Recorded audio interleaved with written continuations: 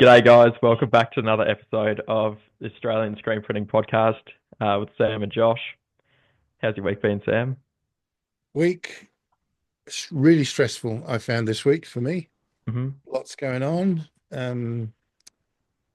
Yeah, it's funny, isn't it, when you look back and you go, yeah, why was it stressful? I've got a lot of legal stuff going on at the moment with the lease for the new place. One of Uh, my daughters decided to buy a house, 2 weeks before Christmas and just trying to get all the exchange done. hmm. It's been bonkers. But also, I guess, I don't know. I've been making some spectacular artwork errors this week. The Oh, guys, no. yeah, the guys have been very kind to me, very patient with me, but I guess I've just been rushing. Mm. Um, what else went wrong this week? Oh yeah, I had a mental episode with the Epson T3200 that we Oh, use for yeah. film printer. Really bad. I could tell the ink for the photo black was running out. I knew it was Hmm. really low, and I thought I got, another 100 screens to make, so I was like, I'm going to just replace it now, don't want to faff about. So anyway, we got those really long cartridges, so like massive. And I took it out, filled it up with ink, put it back in, and it didn't even register the cartridge. Oh, I was like, what's going on? And I pulled it out, and the tiny microchip chip, yeah. was gone, Oh, vanished. And, turned the office over and I couldn't find it. And so I had another one, but it okay. didn't work. So I had to prime the cyan cartridge. We normally use cleaning fluid in the other ones. Okay. And so I had to empty that out, dry it out, put a load of black in it and prime it and to get the black ink through and stop any trace of cyan coming through. It Mm. took forever. Um, in fact, this might be interesting.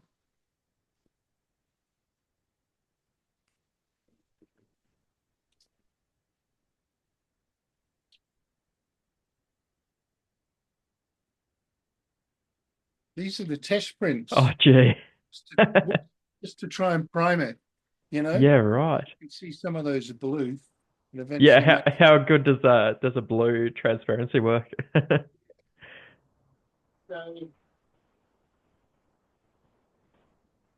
just put film everywhere now.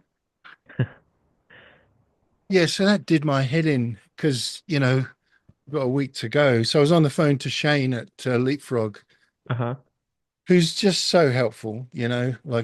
Taking photos. Why is this doing that? And he doesn't always know the answer, but he'll always go away and find out. So, Okay. but yeah, that was a little bit scary, not having a film printer Mm. right before Christmas. But yeah, how's your week been, mate?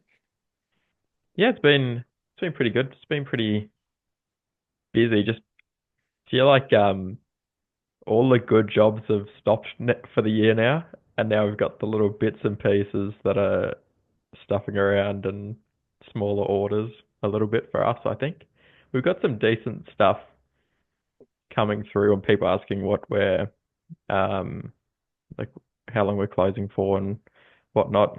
So that's been all right. But yeah, it's been like getting towards the end of the day, like I had this list of things that I wanted to knock out and cross out, and then you somehow just got tied up with customers or whatever else, and you're like, I haven't actually done those couple of things that I wanted to do today.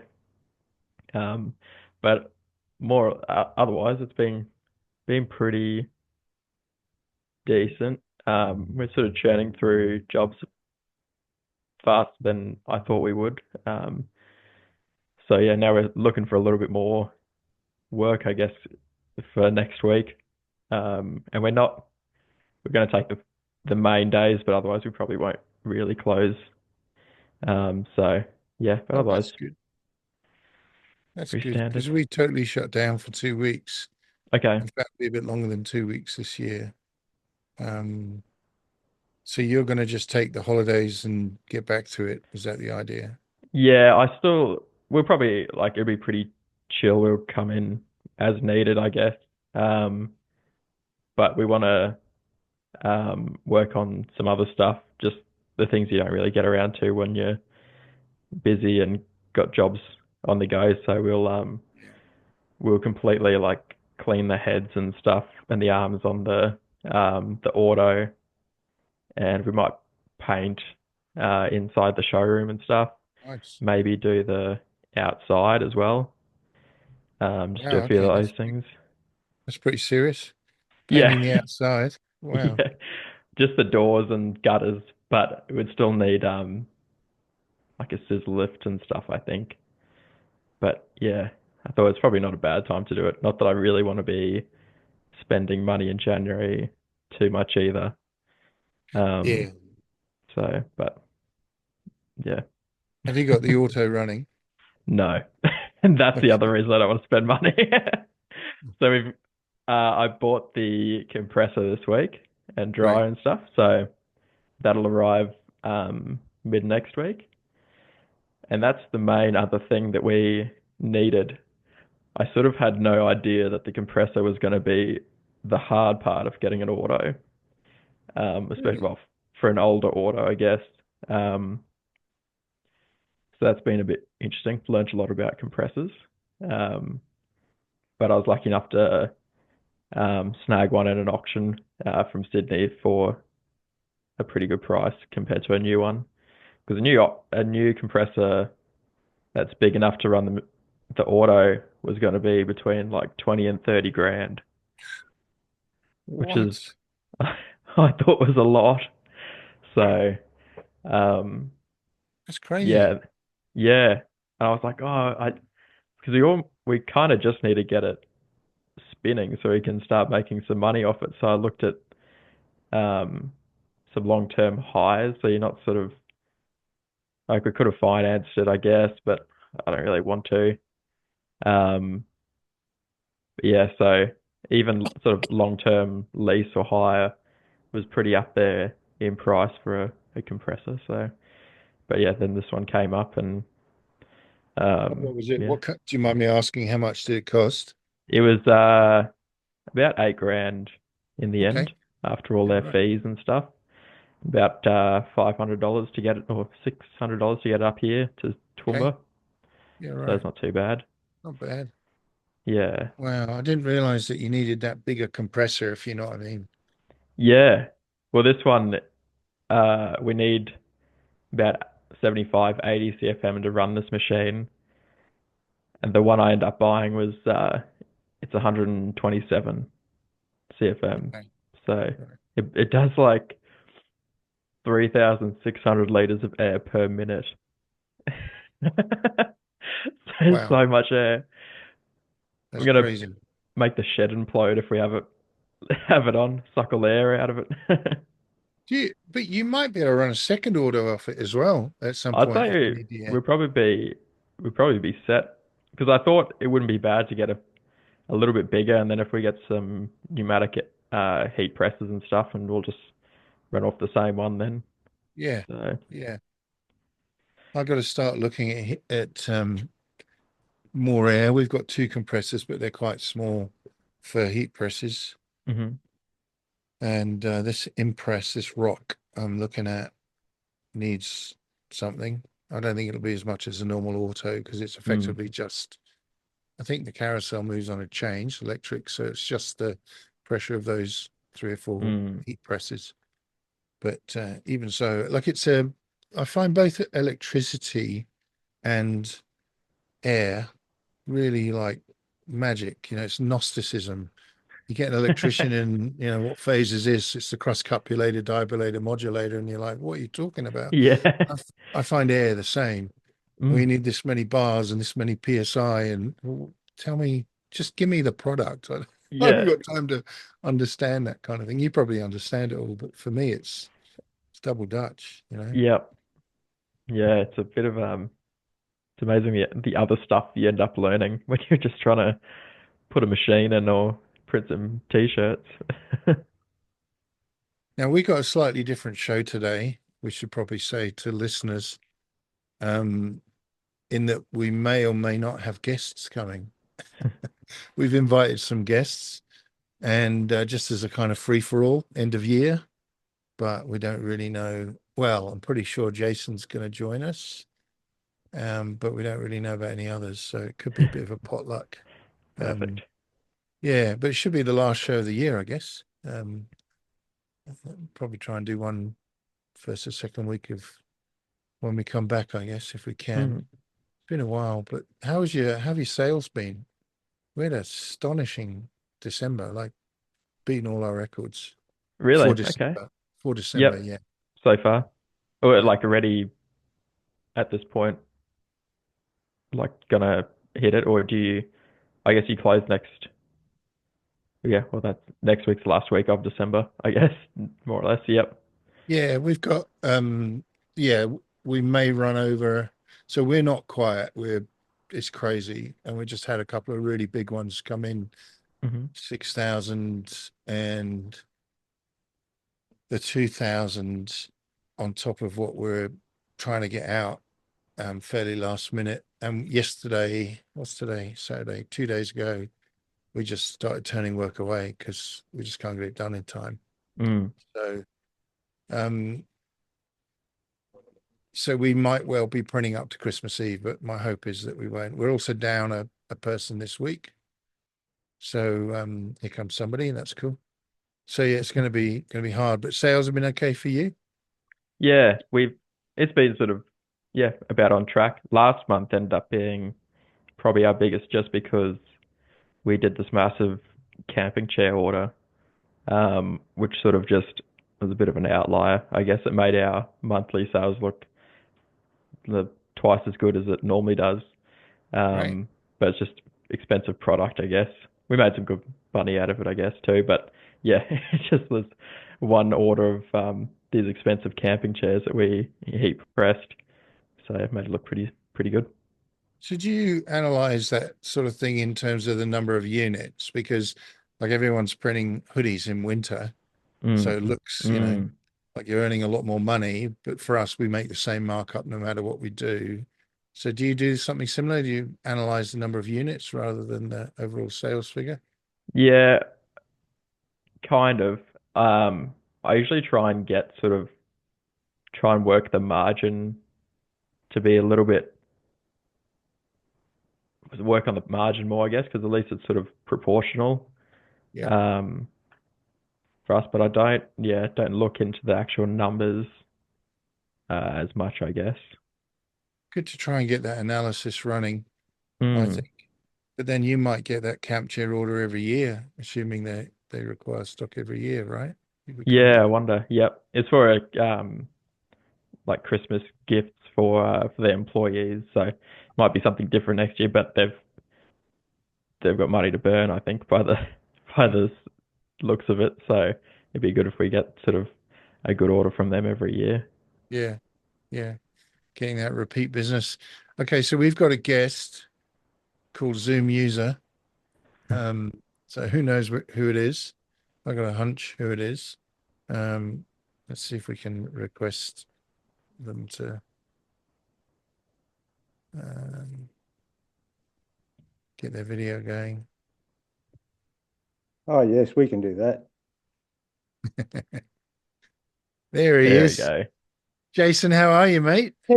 Oh, I'm well. How are you, Pete? Not bad. I'm not bad. Doing good. Yeah, Winding down for Christmas? trying to. Yeah. How about yourself? Yeah, fiddling Christmas bloody jobs, like odd little one-offs and all that sort of bloody nonsense you never want to deal with, but you do anyway because it's a happy time of year to be doing that sort of shit. Mm. Yeah. Oh Yeah. gosh. There you go. Mm. And when did we have you on the show? Do you remember when it was? Oh, I haven't got a clue, Sam. Would have been early in the year, first half, easy.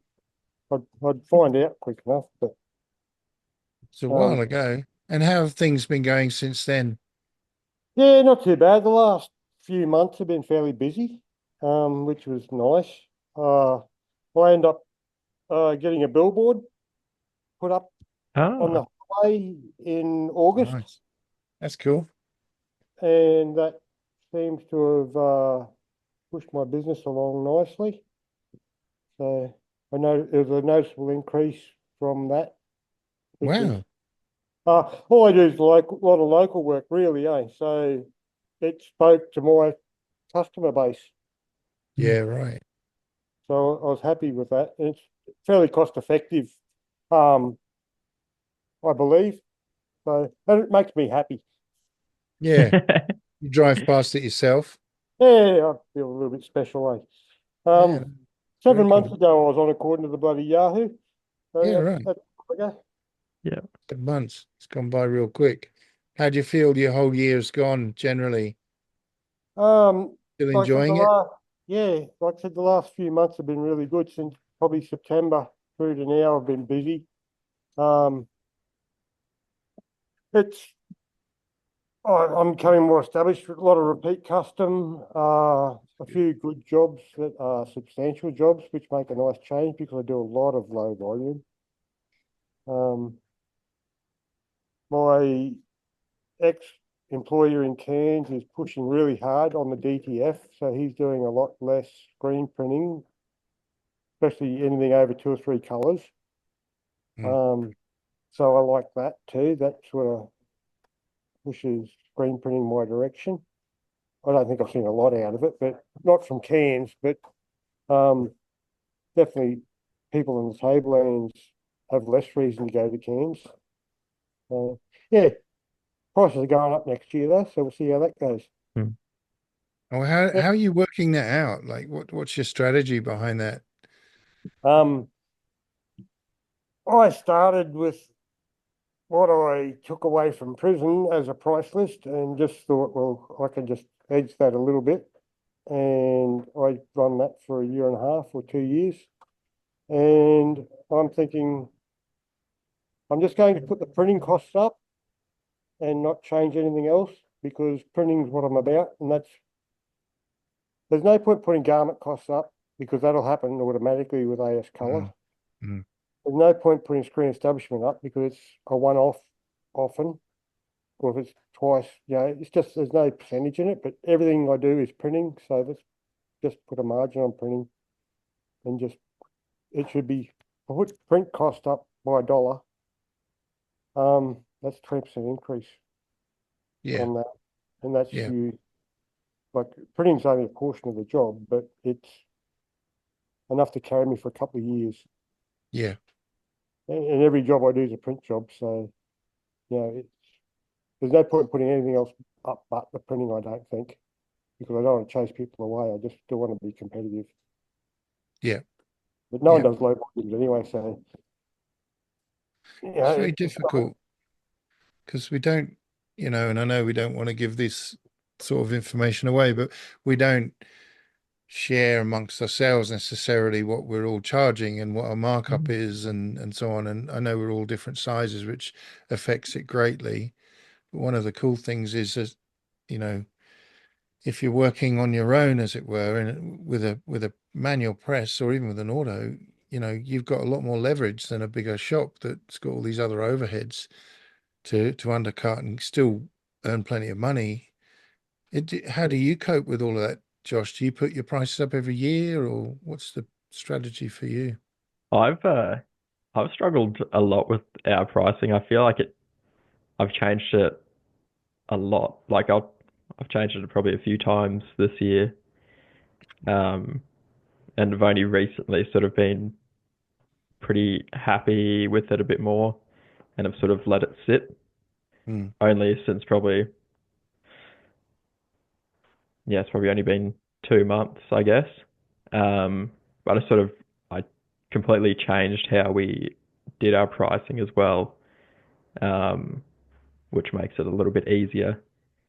But yeah, I guess I've sort of changed a little bit more, so it's not just sort of a number pulled out of thin air. It's more I'm sort of working backwards a little bit more for our costs and am aiming for a sort of percentage net margin, I guess.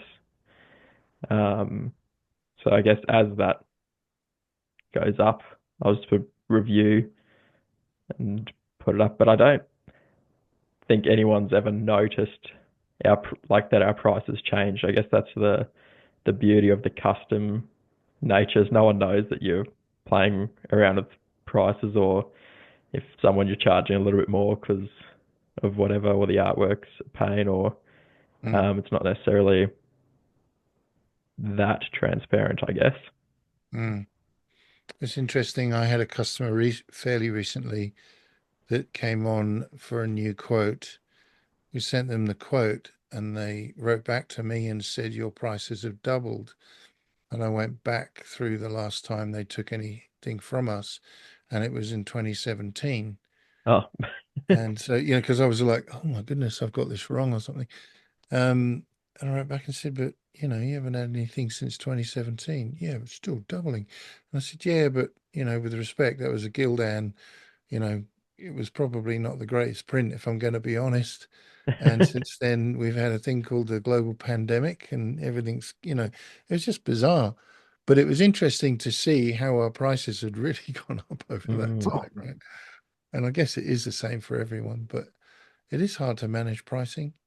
But I also feel, I don't know whether you have the same mentality, but sometimes I just think if you got a good provider for something that they're not going to let you down, they're going to deal with you if you've got issues well, and they're going to produce an excellent product, I don't mind paying more for it. Do you know what I mm, mean?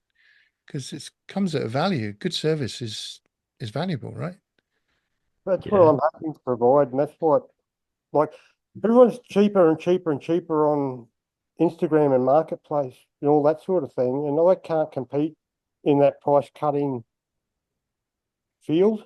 Like everyone's Hmm. cutting the prices to get market share, and I'm thinking, well, if you're cutting prices, I'm putting mine up, and that was just because I can't compete at the price cutting game because I haven't got the infrastructure to compete and do the volumes. I don't want to compete for that volume jobs anyway. I want to Yeah, compete. I mean, I've created.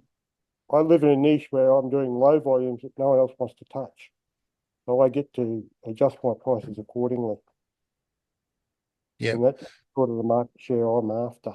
Just the local low volume, and I can charge a little bit more because it takes as much to set up and clean up for a low volume as it does for a big volume. So you need to sort of pay for that because I'm not doing 100 shirts or 30 shirts or 50 shirts quite often. I'm doing tens and 20s. And I So, think that's a brilliant strategy. Like, if Mm, the business works, if the custom comes, you should just charge that value for it. And, they're getting the attention to detail. well, They're getting a good product. I don't think you should compete against all these people that are, like we're not the most expensive by a long way, I know, but I look at some people online and I think, no, that's just insane. Like, you're making 50 cents a shirt just to try and get a job from yeah, someone else. yep. Yeah, it's It's just crazy. Like I said, I've looked at it, I can't compete at that rate. I can't do what everyone else is doing. So do something totally bloody different and push the other way. yeah, So, and like I said, this last third of the year, it's sort of worked. Like things have come good. Took 2 years, but it's taken 2 years for me to get some traction, and I was just hang on for the ride. And so, if it continues, like I don't expect to do much in January, but I'm hoping February will kick back into what it's finishing like. yeah, And all this fiddling jobs I do, like all the Christmas nonsense, that's just goodwill, and a little bit of goodwill goes a long way in a small community. yeah, for sure. And what's your strategy for shutting down? Are you going to shut down for 2 weeks, a couple of days? What are you thinking? Um, I'm back living in the shed, so I've never shut. Right, Um, okay. Someone can knock on the door at any time. yeah, pretty well. I think last year, Christmas Eve, a bloke turned up at 8 o'clock at night and gave me $500 for 20 shirts he needed for the next day. Cash back. That's awesome. So, Christmas Eve at 8 o'clock. mm. Give me 500 and, bucks. That's awesome.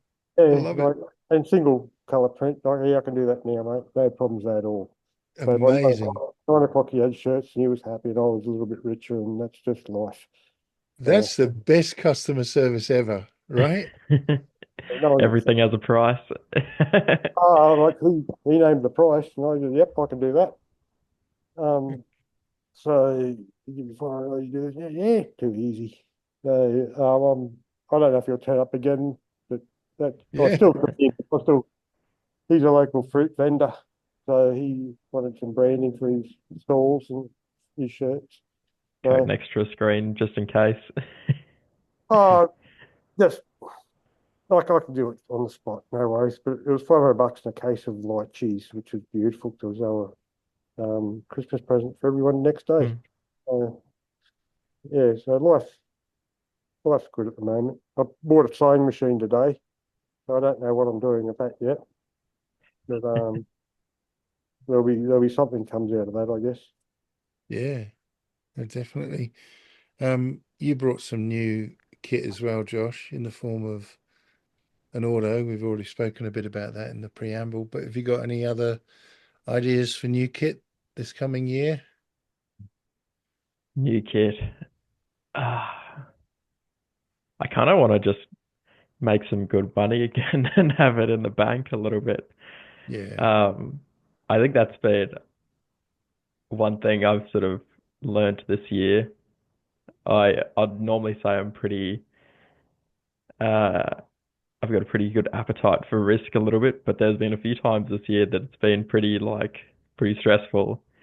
mm. Um, so I think I just want to write like get the auto installed and make some money and just sort of ride it out for a little bit and not push too hard and um like yeah, just making sales and running through things. Um, but nothing major per on the sort of equipment side. Some better like a pneumatic heat press and that sort of thing probably, but nothing huge at this stage. Coder and stuff at some point for the auto, but I have to make some shirts first.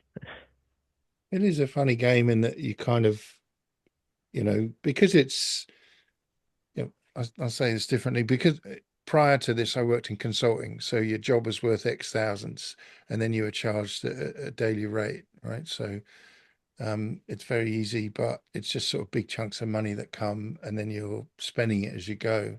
Whereas this one, every shirt that comes off, there's another X dollars in the bank, right? So it's getting those jobs or getting the high value one that you're doing, Jason. Um, but it's a funny thing in that the money kind of builds up and you go, oh, I really need to get one of these. Mm, And I think you just have to work with that, right? I mean, unless you want to borrow money, but who wants to do that, mm. this day and age? Meaning your new shed yet, Sam? No, Uh, it's close. so it's so close, honestly. I went there yesterday. They've got almost everything finished, and I'll have everything finished by Tuesday close of play. Oh, So all the building's done, all the bathrooms are done, all the painting's done, the offices are kitted out with carpets and kitchens and all the rest of it. And so it'll be ready then, except it has no electricity. minor details. Small issue. So, it's all kitted out inside with the electrics, but the electric from the road to the building hasn't been done because they're waiting on a box. Uh, It's going to cost 12 grand. This is all my fault because when they were kind of scoping it out, I I said no, we need more power. And it's that whole thing of, well, how much do I really need? How big is this going to be? How many autos may we have or not have? What's the strategy? So we've got 150 amps, three phase going in, and um, times two, as we're taking 2 units. So they need a big box to make it work, and the box is hasn't arrived. That's the uh issue. is that sort of size that then it's like it's a little bit harder like you got to with the like sort of your electricity provider and stuff like you got to Yeah. get Special application, mm, be approved. Yeah, all the bureaucracy. The electricians did all of that stuff, and it's all approved. It's no sweat at all. But they can't connect it without the box. They've told me the box is almost like a walk-in box. Like it's oh not yeah. just, you know. smaller one on the wall, and it's 12 grand. So it better be have a bedroom in it. You know what I mean? Like Oh, it's unreal. So yeah, no play until that happens. So they reckon they're going to get a completion certificate on the 6th of Jan, which I'll see it when I believe it. Mm. Because that's the day council comes back. You can't imagine that's the first. Oh, we better go and approve that building. You know what I mean? They're not gonna. There'll be a slow getting back into it, I'm sure. Yeah, councils. We all know what they're like. mm, So it's frustrating, but it looks jolly good. Like it's it's stonking, but it's a bit frustrating. But even then, if they did get that, then our lease starts that day. And we've got a lease that's 3 years with a 5-year extension and another 5-year extension. So, but we can't move in even if everything is ready because we've got to kit it out. The builder that's doing the building is going to continue with our kit out, but we can't start the kit out until Uh, the completion certificate's in. So, how long do you think it'll take to get your shop moved? how long did you say? Yeah, like all your Well, machinery. Like that logistics of that'll be a nightmare, especially those big autos and that you got to dismantle them all. yeah, that's right. It's exactly right. So our strategy, and I say that loosely, hmm. is to get half of the fit out done. So down one side of the building, we're building a new washout reclaim area, which will then feed a fairly narrow room, which will be a drying room. Everything's on racks, it just gets slid in, that then feeds the dark room. So the idea is it all goes into the washout, it gets reclaimed, goes in and gets dried, then it goes into the dark room, the autocoder is in there, gets coated and dries in there. That then feeds another room, which is pre-press. So our exposure unit, nice desks, nice lighting. If we ever do anything, um, like a wax system instead of film, that'll go into that unit. Um, I'm wanting to get all of that done so that we can move all the pre-press down. It's only you could throw a cricket ball to it from here. It's 100 meters in that direction, right? It's not far at all. And um, so we're wanting to move pre-press, even though we'd have to walk screens back and Hmm. forward. It's not a big deal. And then the builder will do another run of units. This is all stud partitions with kind of corrugated iron and windows and stuff, which will be a small office, which is sort of like 3 meters by 4 meters for what we call the production director. Mhm. And then there's a smoko room, which is probably, I think it's 3 meters by 6, maybe. No, it would be probably the same, 4. And then there's a long stock room. That doesn't have to be built straight away. So the moment we get the pre-press in, get that running, we can then work on the dates. Now, to answer the question, Howard and Adam from Leapfrog Machinery, who are the resellers and support team for Anatole, are going to come up and tear it down. But you're right. It would be a 5 minute, sorry, it would be a 2 minute forklift ride from here to the new one, but it's Yeah. getting it torn down, strapped, onto a forklift and over there and then assembled again. And we discussed how long we thought that would be, and 2 to 3 days is what we're working on at the moment. So Thursday, Friday, Saturday is the idea around that, and then we'll just move everything else, bit by bit. The other manuals rather will come in. One of them's in storage, one of them's here. The heat presses will go down, and then any stock will go down, and yeah, then I have to pull everything down here and clean it out and get out basically. So that's the plan.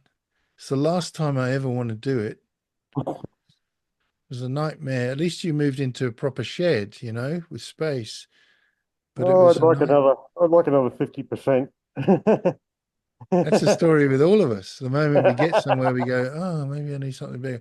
But I think we've gone way over the top on size this time.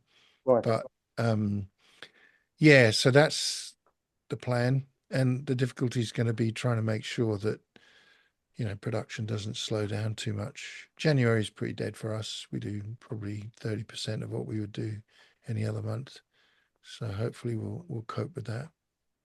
But yeah, it's close. Hmm. But it's not much good having a beautiful looking Maserati if it hasn't got an engine in it, right? So Nope. we kind of need the electricity. Um, but we're close. But Josh is in new premises. You're completely there now. Martini said to me, everything's down there, right? Yep. Said you've completely moved in. Yeah. Yeah, it's all sorted here now. We're sort of finally settling in and got everything more or less where it's going to go and got a good plan and illustrator tools to scale. So we know Sweet. how it's all going to just fit in, but it's very tight with that auto. Because like when I was going to move here, I measured it all up and made sure it would work, but I didn't really expect to get this like number of colors we did and not like a compact one. Because it's sort of more like even a secondhand like compact TAS or whatever seems like they're not that big. With this one, we're gonna have like a meter on each side of it between the walls, so she's gonna be a bit Okay. tight. Enough to get a screen in. So how many Yeah, colors is it? 12 colors. And that's a TAS. Hmm. I Yeah. think Adam, again from Leapfrog, I think he's like an official TAS engineer now. Okay. Um, I don't know exactly how the relationship works between Leapfrog and TAS, but he spends a lot of time working on those machines. But I Hmm. think you've already got a contact, but he'd certainly be a good guy. Hmm. Yeah, and look, you only need a meter. Like, you know, you probably end up storing something around the back and thinking, oh, how do I get that out? Yeah. But you don't need that much extra space, but it Yeah, did we can take get to it a all from the other side. I guess it sort of blocks one of the big roller doors, but we don't really bring anything in that side. All the stock comes in from the other side. yeah, So it's just, yeah, it's right up against the one end of the building. So it doesn't really yeah, matter too much. yep, yep. Did you get a new oven as well? Or new Second to you? hand one from the Yeah. same place. Yeah. And So have you that's got going that? to be, I feel like it's going to be a one of a kind type setup with that one because our building's got like a bit of a loading dock, I guess. So it's a little bit like split level. Um, where the auto and the screen printing stuff will be is sort of lower, and then everything else is the next sort of level, meter or so up. But the way I have to run the dryer, sort of use the space the best, is I've got to run that dryer from the bottom level to the second level. So it's going to be, yeah, it's going to run up and then onto another conveyor that brings it up to sort of like waist Wow, height, so it's nice and easy to stack. nice. But we will make Okay. it fit. We will. It's Mm. amazing. How about you? Sorry, Oh, Josh, oh, go on. Is it Jason? Go on. how long you been in there, Josh? I think we started moving in like August or September. Yeah. A Yeah, pneumatic press or electric? this is a pneumatic one. Yeah, right. Yeah, so she's thirsty for air. She loves it. But Oh, yeah. you've got some air. Tell Jason about the air you just purchased. Yeah, it's a 127 CFM compressor. Wow.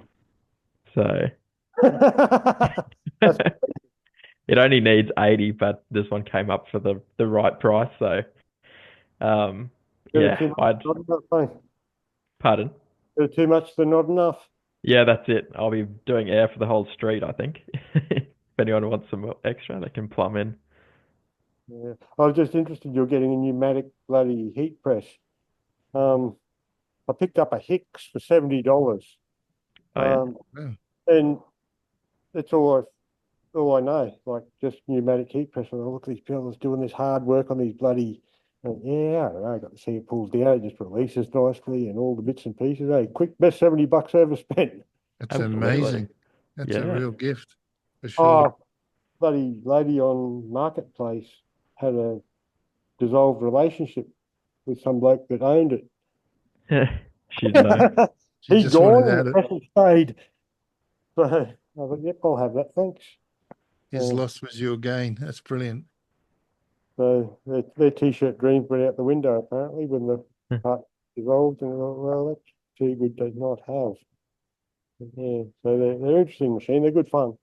Like they're better than the old bloody hard work pulling the lever down, I think. Because I watched a few people using those, and they're just hard work. They are. If you got 100 to do that, it gets a bit tedious after a while. Yeah. And You also, doing much DTF? say again, You doing much DTF? we're doing a fair bit. Yeah, it's definitely growing because it, for us again, like so many people, it allows us to, do smaller runs with full color. Yep. And we're enjoying that.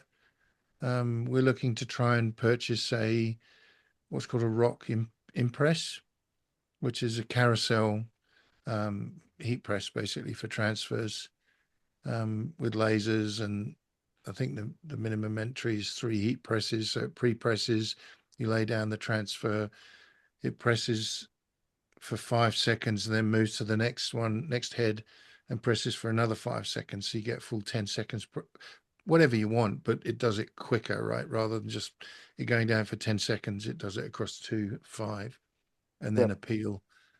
And I was talking to the guys from GJS about it the other day, and because it's capable, you can have these add-ons like units that kind of plug in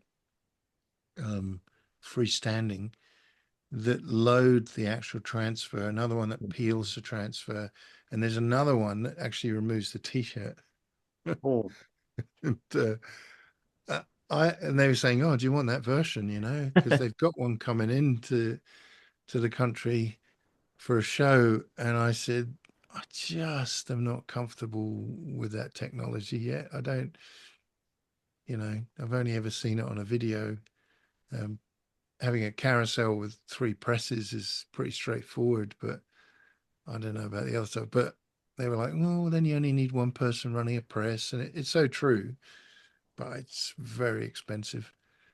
So that's to answer your question. We're doing enough to justify getting one of those to do transfers, Yep. but still nothing like obviously the quantity of screen printing that we're doing.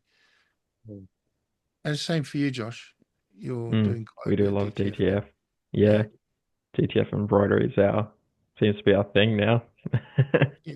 We're doing a lot of that, but hopefully we can start pushing screen printing a little bit more. But yeah, for the time being, we're doing a lot of DTF and a lot of embroidery. And is it the same in that your DTF is when you've got multiple colors, you've got smaller runs? Is that how you're doing that? Yeah. Yeah, I've even like there's been times I'm like, oh, we should screen print this, but do I like knowing the numbers for like the screen printing stuff is like I don't really feel like doing it for that much. Like what it actually costs, I'd rather sell another couple jobs in the office. So yeah, Mm, if it's yeah, we'll do a lot of DTF mm, even when we could probably screen print it. mm. And you're doing a fair bit as well, Jason. No, bits and pieces. I'm not huge. I'm not sold on it. Like I'm happy to stick with my corner of the world again on that as well. Like I'm not set up to do my own DTFs. I haven't got a DTF printer, so I'm buying the sheets and doing it that way. And so unless people come in with a decent order that I can order, uh, you know, a quantity of prints, I can't do low volumes really. Mm, So, and I'm happy enough to do multicolour screen prints, and people are happy enough to buy them. Like tradesmen respect shopping locally, they respect supporting locals because they want local support. mm, So it's sort of a closed loop. mm. And so yeah, I think the screen printing, I'm more inclined to go toward the screen printing as everyone goes away from it. Yep. because I think it increases the value of my work because there's less people. Like the bloke in Cairns I used to work for, he doesn't want to do screen print anymore because he's got to pay a screen printer and find a skilled screen printer, which is difficult if you're paying Mm. a wage. The DTF, there's less skill based in it, and like he had an Endeavour Foundation worker doing his DTFs for a while because he was just supporting that, and it was a good way to have cheap wages, I suppose. I don't know. I don't know what this setup with it was, but so the more he goes away from it, the happier I am because it narrows the fields and it makes the work more valued. So Mm. happy to see you fellas all going DTF because screen printing gets a little bit more value the less screen printers there are. And Yeah. that's my thought on it. And I whether think I'm wrong, I don't know. I think you're right. I think it'll split the market a bit. We're hoping to keep doing both. And, it's that thing of, well, at the moment, just using standalone compressed air ones. So, you know, you're lucky if you can you're doing quite well if you can get 60 an hour.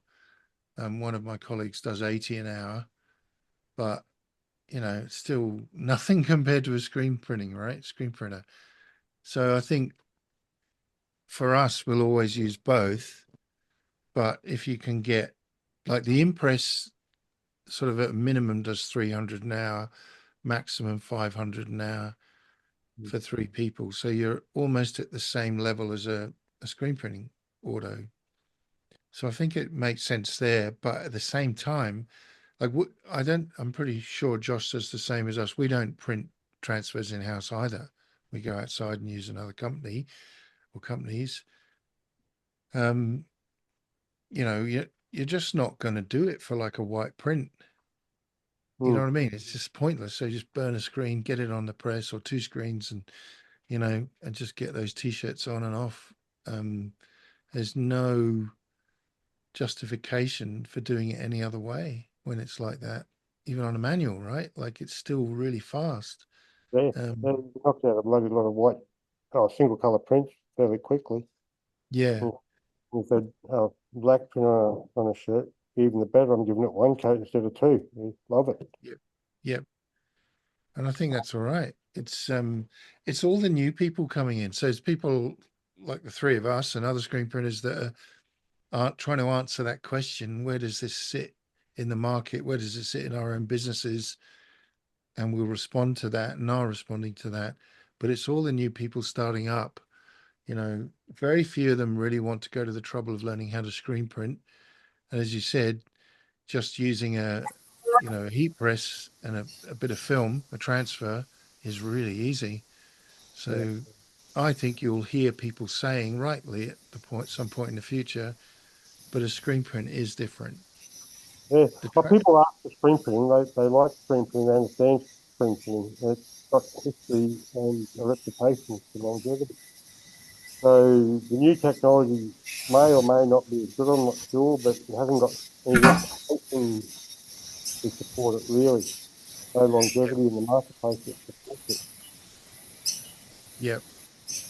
Okay, So, so we've got another guest arriving, Chook from Ink by Chook. Hello. Um, how you going? Can you see me? No, not yet. Not yet. Um, no. Where's I Uh, go? There we go. Yeah, here I there am. we go. There you How are. you doing, guys? Hey, good to G'day. see you. Great to see you. Have you met Jason before? No, I haven't. uh, Hey, Jason. hey, Chantel, how are you? Good. How are you? Well, thanks. So Chantel goes by Chook, and her business is Ink by Chook, and Jason goes by Jason, but his business is Shed 76. Is that right? 76 or 79? Yep, 76. Yeah. Yeah, I did watch Um, your podcast when you were on. So, yeah, Yeah, well done. yeah, I went to it too, thanks, Chook. So it's a good business to be, Is it It warm is. down the coast today? It's really hot. Yeah, I'm sweating. No So, printing today. oh, I am after I finish here. I've got Are markets you? tomorrow. Right. Yeah. So, if I want to go to markets for something to sell, I better get me finger out this afternoon and print Yeah, it do first. some printing. And Chuck, we've just been talking about, what do we think we're going to do next year, and are we Right. going to buy any kit and all that kind of thing. And I think we're all a Yeah. bit strapped for cash. Mm. But we're talking about DTF as well, and the Ah, place of it. Josh was saying right. he's doing quite a lot of DTF. He's just bought a new auto, or a second-hand auto, but new to him, and he's Right. going to get that going and go back to doing more screen printing, I think. Yeah. Is that something like your real old school Mm. last time? I am high school. Yeah, not there's anything negative about that. I think it's Yeah, actually yeah. very positive. You're using Ruby film and things like that.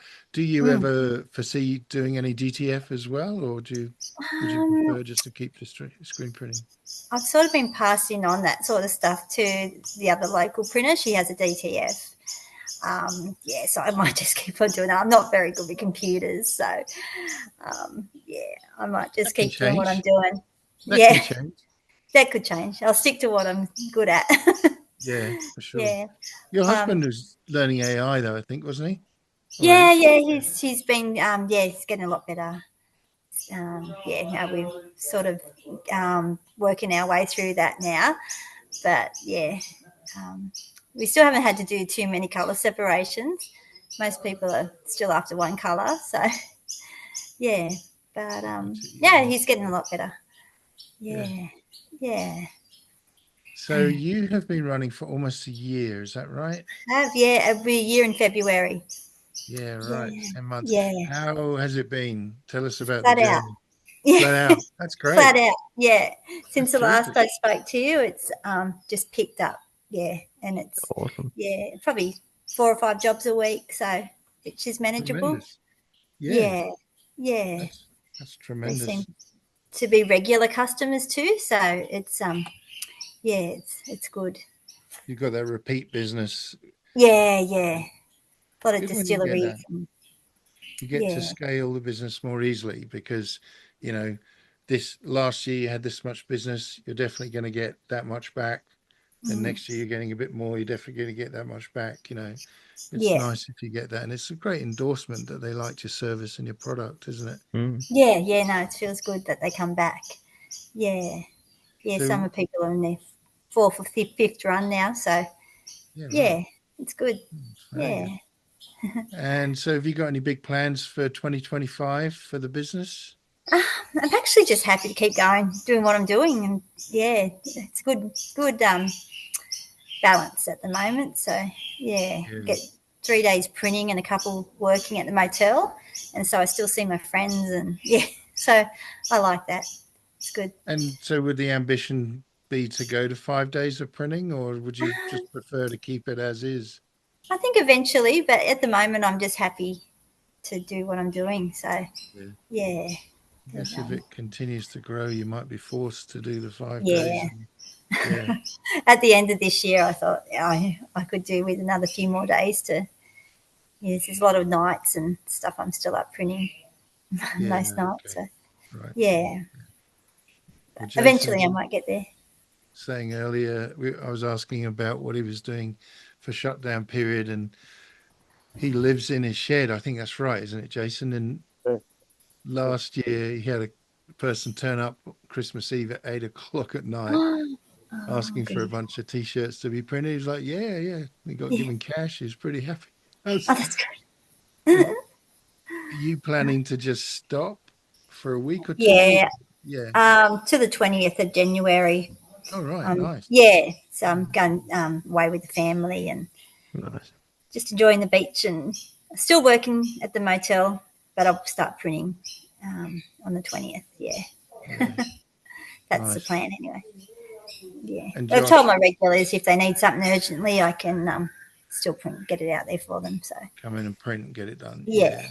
yeah, Yeah. get it done. How Yeah. do you guys cope with, I mean, obviously, Jason, if people are turning up on Christmas Eve and you're able to print, it's okay. But for us, we have to shut down. And, you know, for us, it's an enforced break. So everyone has to take the break. And it's part of the holiday arrangement here. But we find it so difficult because you when you think about it, I mean, Easter, everyone has to take time off. Australia Day, Anzac Day, all of those things are easier. But when you've got something like Christmas and New Year, most people, um, are off, but need something before then. We find it so hard to actually plan all the jobs so that we can get them done. Do you know what I mean? So, for example, we have a cutoff date, and this year it was the 12th. And the number of people that got in touch on the 13th and said, Mm. I know that yesterday was your cutoff date, but, and we do a lot of kids' camps. And so there's this huge sort of emotional pressure, right? Oh, but the kids won't have any t-shirts. And every year, Lydia, the production director here, my daughter, says, you have to be really tough on, I'm a big softy, but to be really tough on them and say, no, you've missed the deadline. We email everyone and tell them, and we email them again, and we email them again. So we did have one. In fact, we had three quite sizable ones. Two of them we were able to accommodate, but one of them was just insane. And to make it worse, they were local, and you feel like, I wouldn't be so sad about if it was in Darwin, really, because, I don't really know anyone there. But when they're around the corner, you feel pretty bad. How do you cope with that? Do you have the same issue? Do you have to say no to work? Or would you just say we can do it, but it's going to be end of Jan? Or what do you do? Yeah, I put out a thing on Instagram saying I was booked up for December, and that week I just got a heap of messages, and now I sort of took on what I could, and then that if it wasn't urgent, I said I can do them in January. So when I get back, and it seemed to all work out. But I'm printing all week next week. I just took a week off work, and I'll get them all done. Yeah, Yeah. yeah. So Yeah. luckily, I've got somewhere that my other job's really understanding. They said, "Oh, yeah, take the week," and so yeah, that would be a nice time to just print all week. It's Yeah. mega stressful here. They go, Mm. one of our team's gone on holiday to the US on Monday. So we're down a catcher, which slows everything down massively. And that person also does a lot of the heat pressings. So Mm. I'm clearly going to be out there heat pressing. But I do remember a year when I had to go to the UK to see my mother, fairly short notice. And I can't remember the timing, but I was able to get on a plane like 6 days before the final print day. And I just remember getting on the plane and turning my phone off and thinking, right, all I need is a gin and tonic, and I can forget about screen printing for at least 36 hours, because it is stressful. It's really stressful. Mm. And even if you have a cutoff, if you have a busier month, so we've had the biggest December we've ever had, and there's still that Yeah. week to go, which obviously won't be printed this year. We've had a clear cutoff. A few people have ignored it, but we've had more jobs than we've ever had in December before. So in spite of there being a cutoff, it's kind of worse for us. Do you know what I mean? We have to Mm. clear a lot more so the cutoff should have been earlier, but it's real hard. Josh, how about Mm. you? How do you cope with that one? I'm the worst. I'm such a yes man. Oh, yes, I'll do it. And I'll hate myself for it after. Yeah, it is difficult. It's But 24 yeah. hours a day, eh? You can work 18 of them. Hmm. It is hard. I actually sent a job to you, Jason, and also to you, Chook. Yeah, Oh, I can't remember what they were now, but I think it was partly about location and complexity of the job, or I can't remember what it mm. was. So hopefully you got those, but Oh, um, that was a while ago. yeah. Um, yeah. Thank you. It was Ah, interesting. you got, you got one, yeah. I haven't Sam gave him the crappy ones. No, no, I think there was a reason we couldn't print it.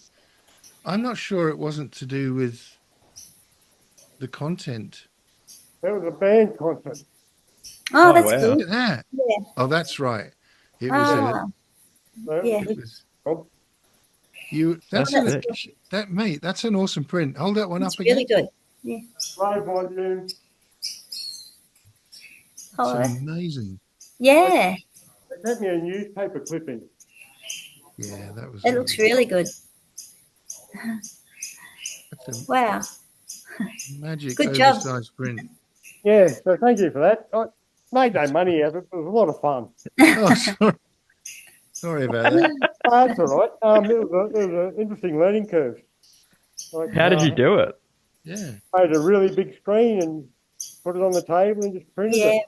Uh-huh. Just like Yeah. they had an old newspaper clipping from 1997, 1995, and I just downloaded that and made it the right shape and Mm. changed a couple of things they want to change and just made a huge screen and put it on the table and printed it on the table with Wow. ink How did you go with the seams and everything? straight over the top. Right. Like you can see the heavier ink, like around the collar. You can see Oh, the yeah. heavier Yeah, ink. you'd expect that. Mm. Yeah. Um, and that's the same thing, heavier ink. Yeah. But like there's a way around it, but for what the job was, it didn't matter. Yeah. It, Sometimes people like that look too. A bit yeah, more rustic. yeah. Yeah. So, but yeah, a lot of fun. So thanks, man. Welcome. They sent me a photo when they went to the concert all wearing their shirts. Yeah. No, it's definitely very cool when you can do that. Do you ever do your own personal projects where you want a particular tea and just bootleg one yourself? You ever done that? I don't, like, I haven't done any, like, one of them for stock, just to show people, but I'm working on something similar now that I've got the big screen. I've got an old 1960s cartoon comic book. Wow. I've found an image in that that I like that'll make an interesting full shirt print. So now that I've got the screen, I'm going to have a go at that. But realistically, you need to probably get $70 to $80 a t-shirt. Whether that's available, I don't know. In Melbourne, yes, but North Queensland, probably not. Right. Um, And I, how about yourself, Chook? Have you ever done any bootleggy stuff for Oh, yourself? yeah. I've done some band stuff for my son, some old hardcore band that he liked the shirt that they stopped making. So, yeah, we've done Nice. that. Yeah. But that was pretty fun. It's kind of like a real perk, isn't it, when you own a Yeah. band shop? Hmm. Yeah, this was an old vintage shirt, and everyone, where did you get that from? They had stopped printing them in the 90s, so that was good. Put it Yeah. on eBay as a collectible and Yeah. see what. Uh, how about you, Josh? Have you ever done that? No, not really. I don't like buying shirts because I know how much I can get them for.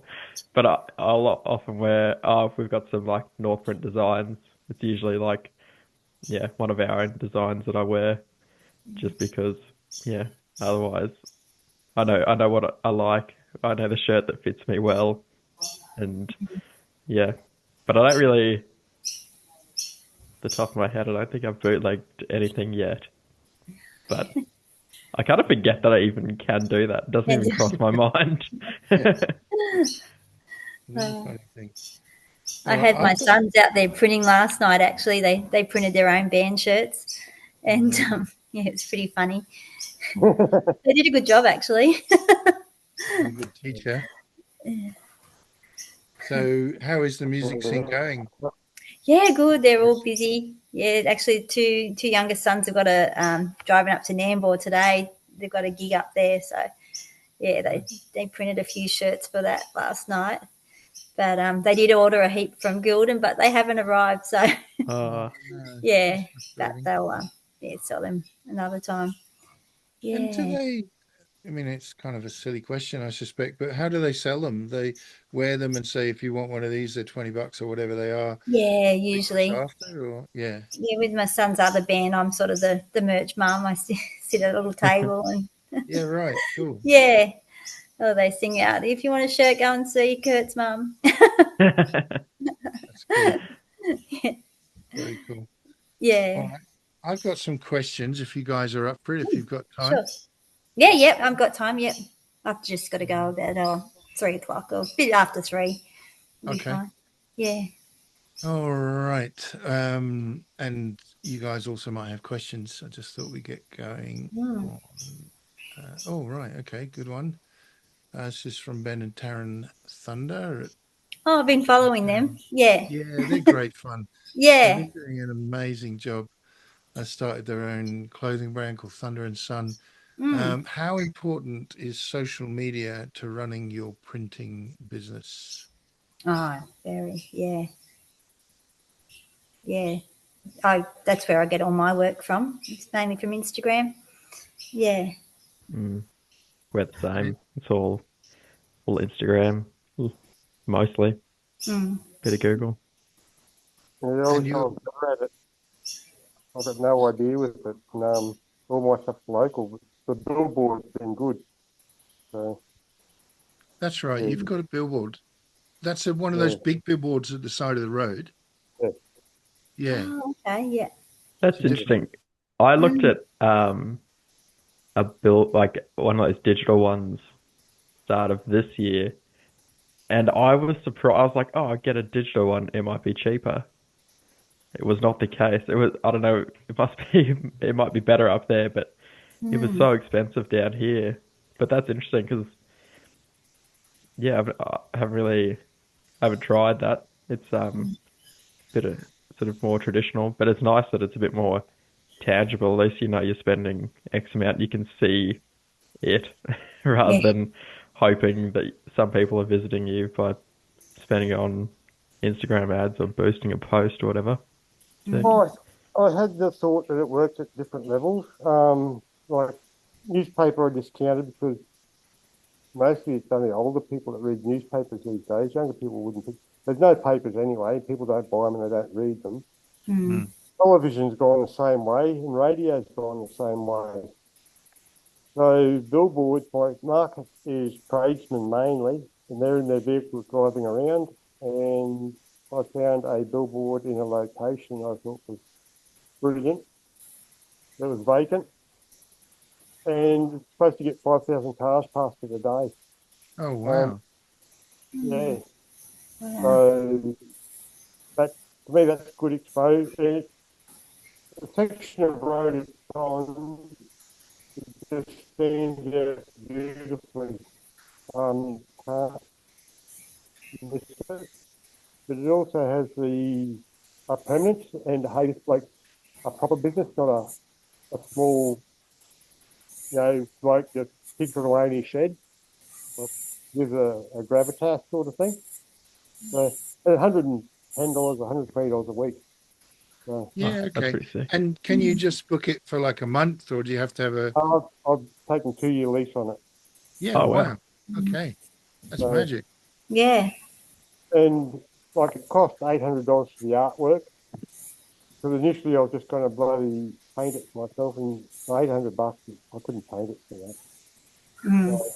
So, Yeah, and it's done on their to their standards. And I think it's a vinyl print stretched over the actual metalwork. Okay. So they Yeah. don't, and yeah, just looks beautiful, stands out beautifully, and like I said, makes me happy. yeah. So That's awesome. that's fairly important. Yeah. It's suddenly a landmark for you, isn't it? You Like I said, know. it gives me a presence in the town, in Yeah. the community. And just So, going back to like your use, Chook, of Instagram, Yeah. what I mean, I see your stuff and I like it, you know, but um, what's your kind of strategy around that? Is just to kind of follow people and try and get them to follow Yeah. you back, and obviously put up your the prints that you're doing. How does Mm. that how does that Well, work for you? I've sort of kept it pretty local. I've mainly only followed local people and they've followed me back. But most of my customers, first thing they ask me, "Oh, you're going to make a reel for that?" So Oh, they right. like it as well. Yeah, Yeah, yeah. I did. I just put one up for the local French restaurant, and first thing he said to me, he said, "Oh, did you make a reel?" So yeah, so that's helping them out too. And they like to show other locals that they're getting it printed locally too. So they'll It's show yeah, your reel off to someone else. yeah, Yeah, yeah. So a wow, lot that's of them amazing. usually, yeah, they share it, and yeah, that's where I've got most of the work from. Is just yeah, them sharing my work, and yeah, Amazing. so yeah, It shows you it really does work, it Instagram, does. like Yeah, it really connects people that way. yeah, yeah, And Josh, that's something you do as well? Yeah, most of our stuff is it just comes in via Instagram. That's our biggest sort of thing. We've done a little bit more with like our like Google profile and stuff now. So we get a little bit more local stuff from that, but otherwise it's all just coming through Instagram and funnel them into mm, a quote form and go from there. yeah. So what have you done with your Google profile that's changed things? I've just with that new website I've like actually submitted it to Google and like mapped it, I guess, which I never did with our previous one. But I guess just like the start of this year, I changed what our like Google like profile said we were. I think before it might have been um, screen printing or something, and I changed it to like uniform store. I guess a Right. bit more broad term to get sort of local stuff.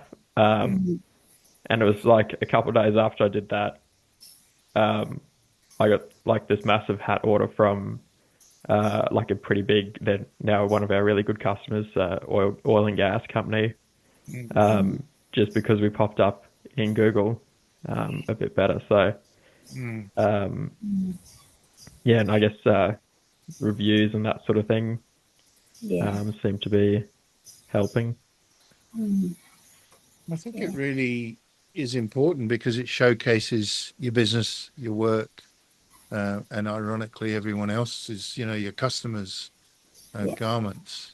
Do you Mm. ever feel nervous about losing a customer because you've put them online and, you think, oh, another screen printer, they've only got a phone, the brewery, whatever they might be called, and, say, Mm. oh, we'll do it cheaper. Do you ever worry about that? I've I've never really worried too much. I've thought about it, but I don't think I think to me it's like I should have done a better job then. If like it sort of keeps me a bit accountable, like Mm, striving to be better, I guess, to try and mm, like if I do lose them, it's because we need to improve somewhere, I guess. mm, Um, the only reason I probably like it's probably more often it's I won't post something because I know the local uniform, other like sort of bigger uniform and um, print place, that it's one of their customers, but we like get along pretty well. I'm like, oh, I don't want them to know that we're printing that job now. Yeah. So it's that's normally happened to them me like before. sending us a message like, wait, that's Yeah. our customer. I'm like, Yeah, sorry. that's happened to me before as well. Has it, Yeah, yeah.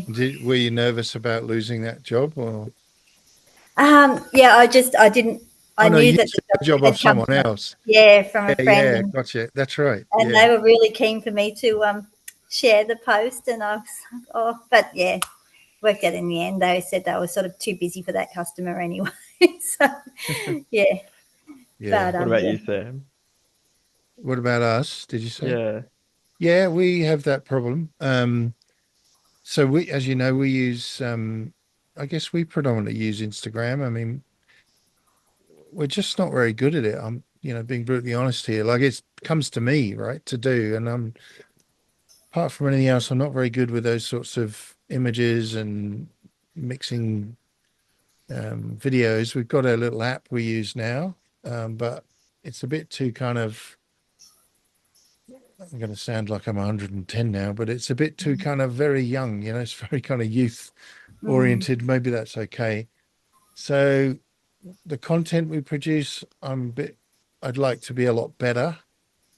We don't mind people seeing the customers. I do feel upset personally when you know you've lost it to someone else, Yeah, but it it does does hurt. sometimes just come back and you think, right, okay, it wasn't all about price, you know.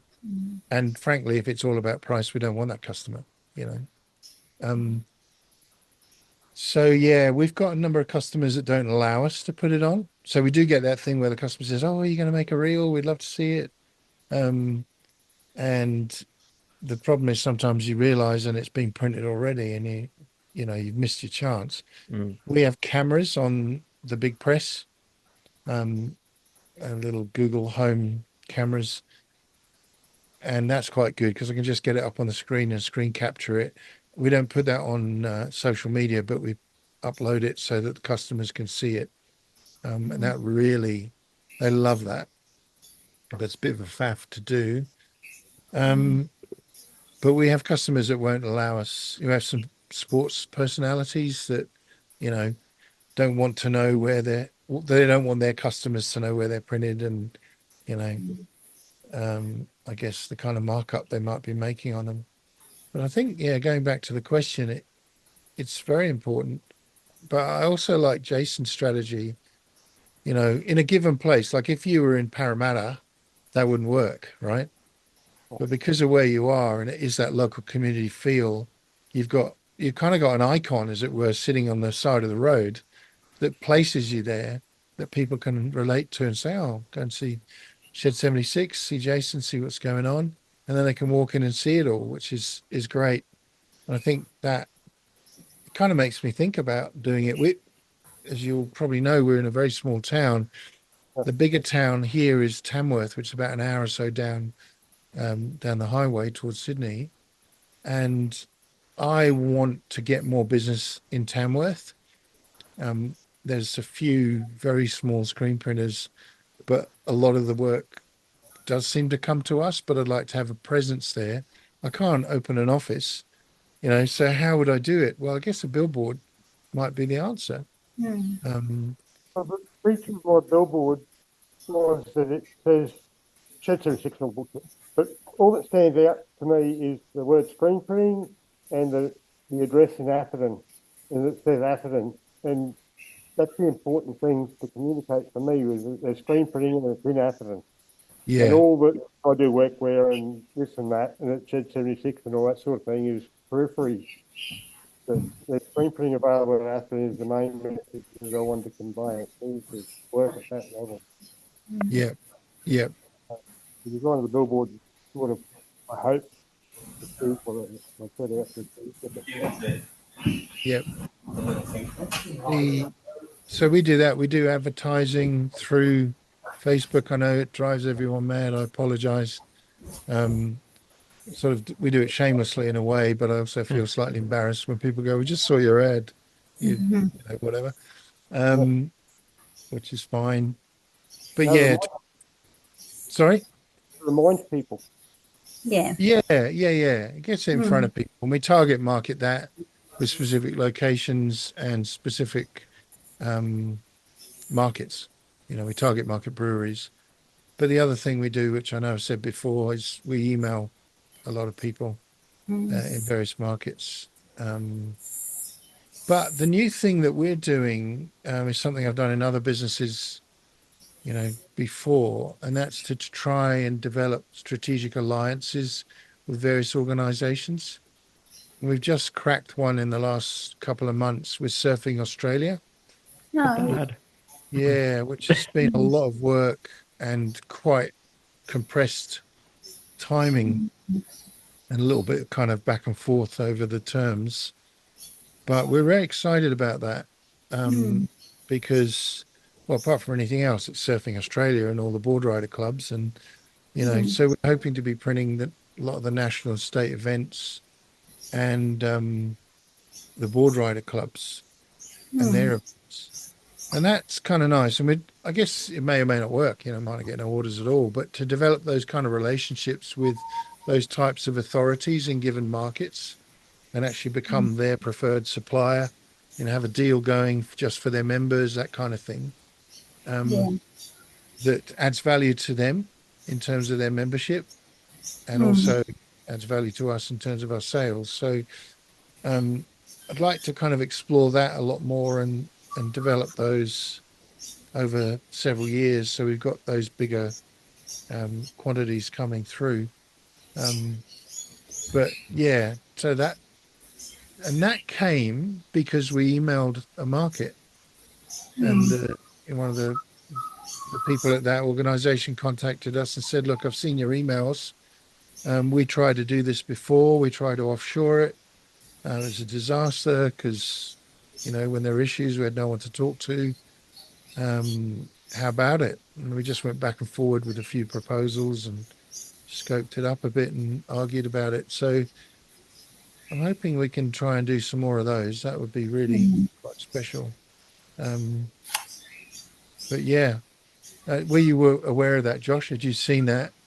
Please Yeah, tell so me. you add. In the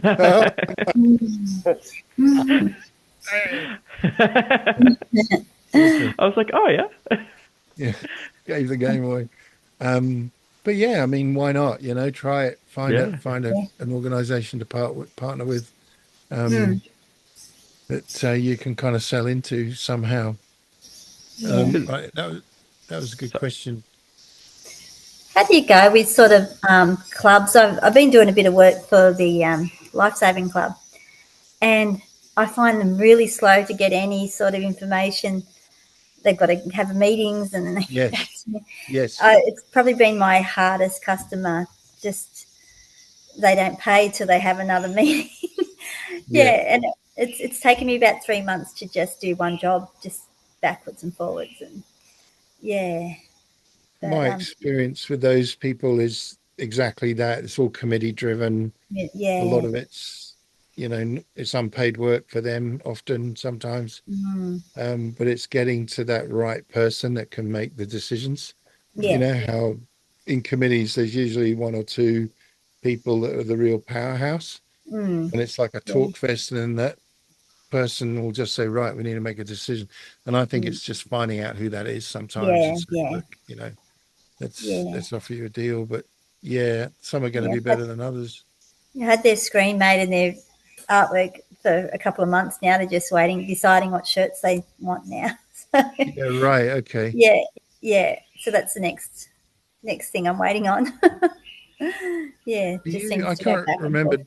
So you'll do some of the work prior to them paying. Is that what you would normally do? Yeah, there's actually most of the members in the club here are my friends, so I sort All of right.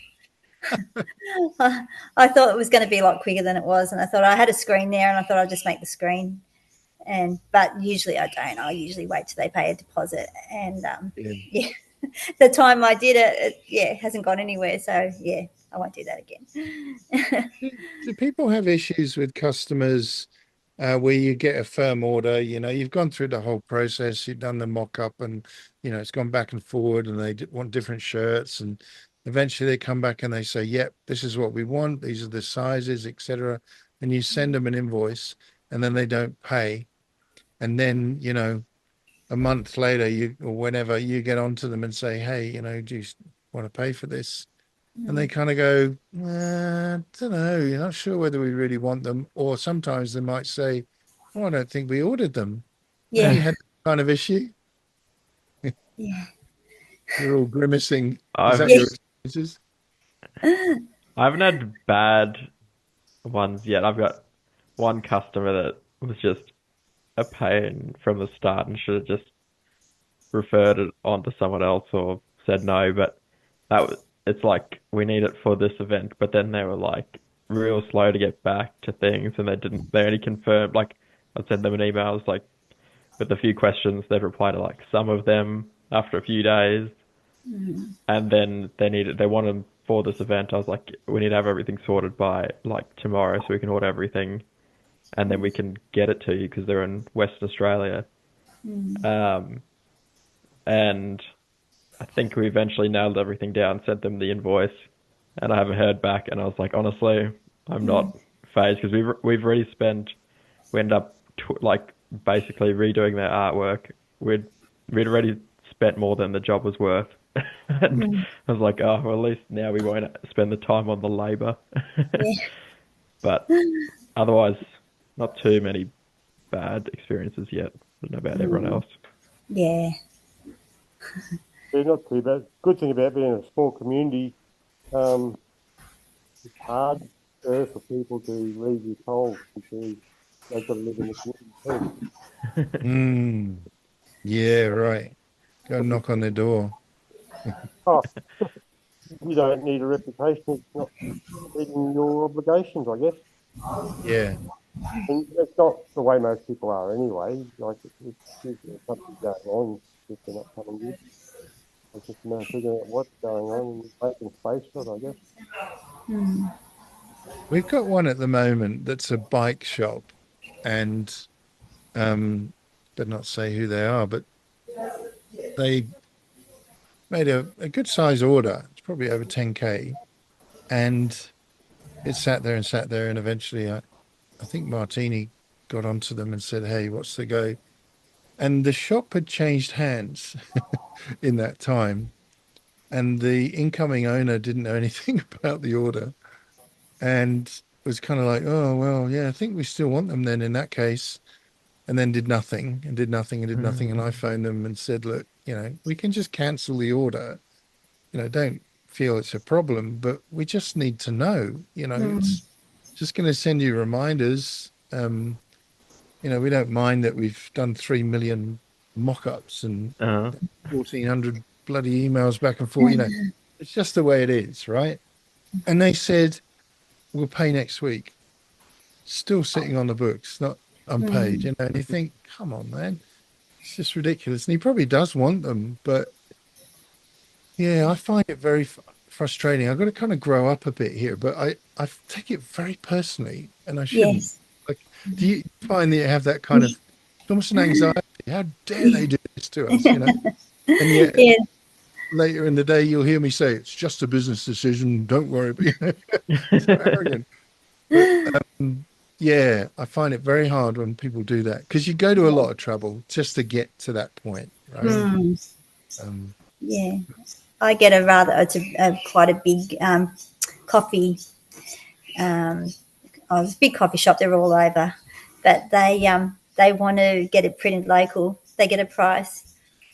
I text me a couple of hours to quote it all up, and then I never hear from them again. And I think they just want to get local prices, and then just so they say we like to yeah, they shop tried. local, but yeah, and then they never come back to me. But yeah, but when I it think, has been, it's been like for 10 shirts or something. It hasn't been yeah, right. the big order that I quoted for. Yeah.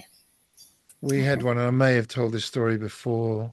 Um, it's a local business, it's a national business. They're very big, and they got a local branch. They're out of town, and it's all very kind of clandestine, the business they're in, but legitimate.